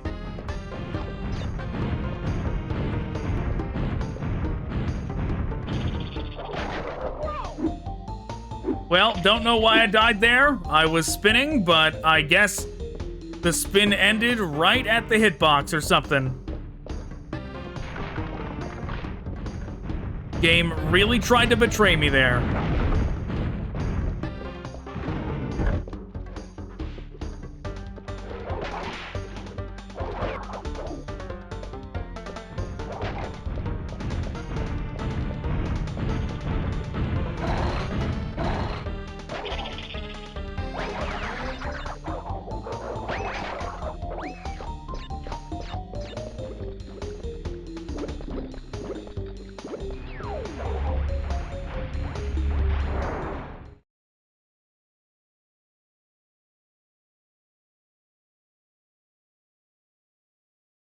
But yes, I think overall this level, or this game, has been much easier.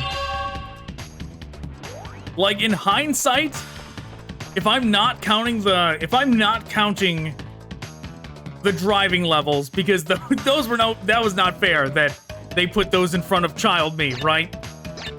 That was not fair that they put those in the middle of a Crash game and expected child me to figure it out. But,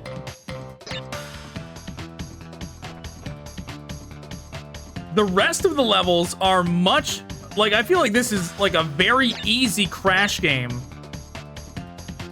I think they were like kind of uninspired compared to the first 2. Like they were running out of ideas.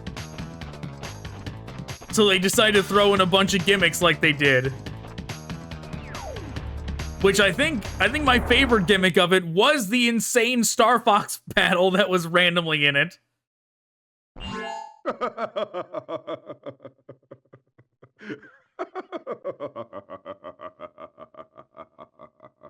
Maybe that's what they were going for? Sorry. This is the part where I'm supposed to be angry, full of rage, incensed beyond belief. Once again, you have outsmarted and outspun my best henchman. I should be rather upset, shouldn't I? And in fact, we're furious! But it seems you have overlooked one small detail, you little orange delivery boy. Now that you have gathered all the crystals, all we have to do is take them from you! Okay. But yeah, that derailed my train of thought. Crash Bandicoot, for the last time, give the crystals to me. I remembered what I was gonna say. Maybe those plane levels, maybe they wanted it to be more like Maybe they wanted those to be more like Star Fox, but they just didn't do it. Like, it didn't turn out that way. Instead, they turned out the way they turned out.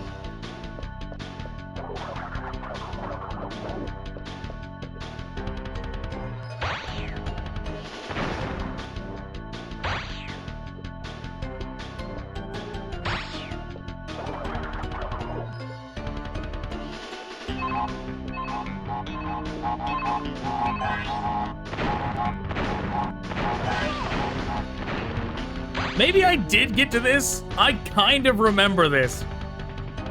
I don't think I got to this, but for some reason I kind of remember this.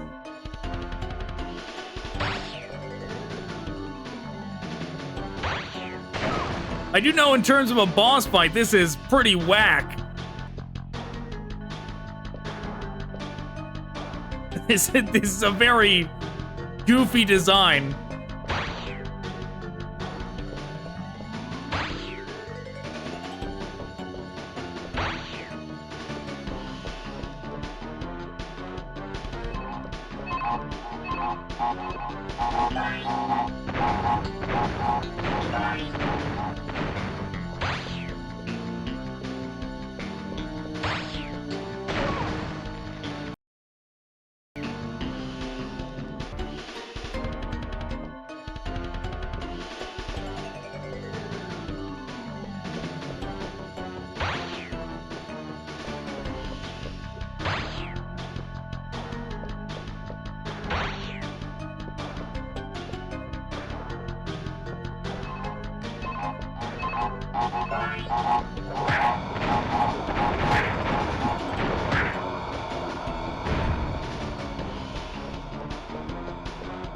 First phase down.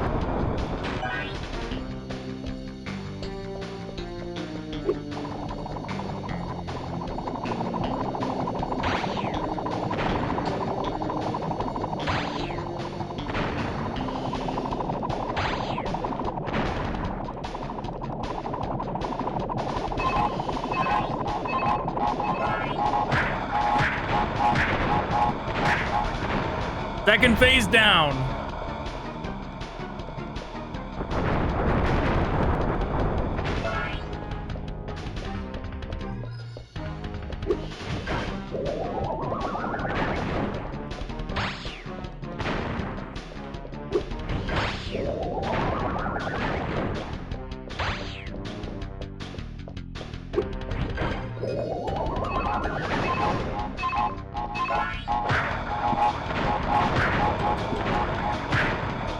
Yes! No!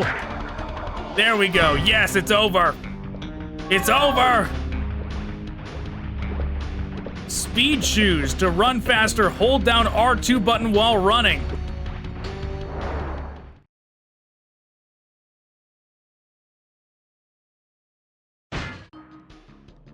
Defeated again? This is not fair. Maybe I should retire to a nice big beach with a nice big drink and a woman with nice big bags of ice for my head. Oh, jeez. Bandicoot, there are still the gems. We still have a chance to triumph.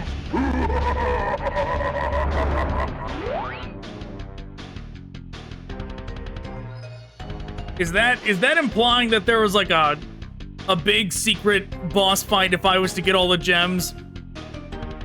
Because that's not happening. But we did it. It's over. All right. Thanks for watching. Goodbye.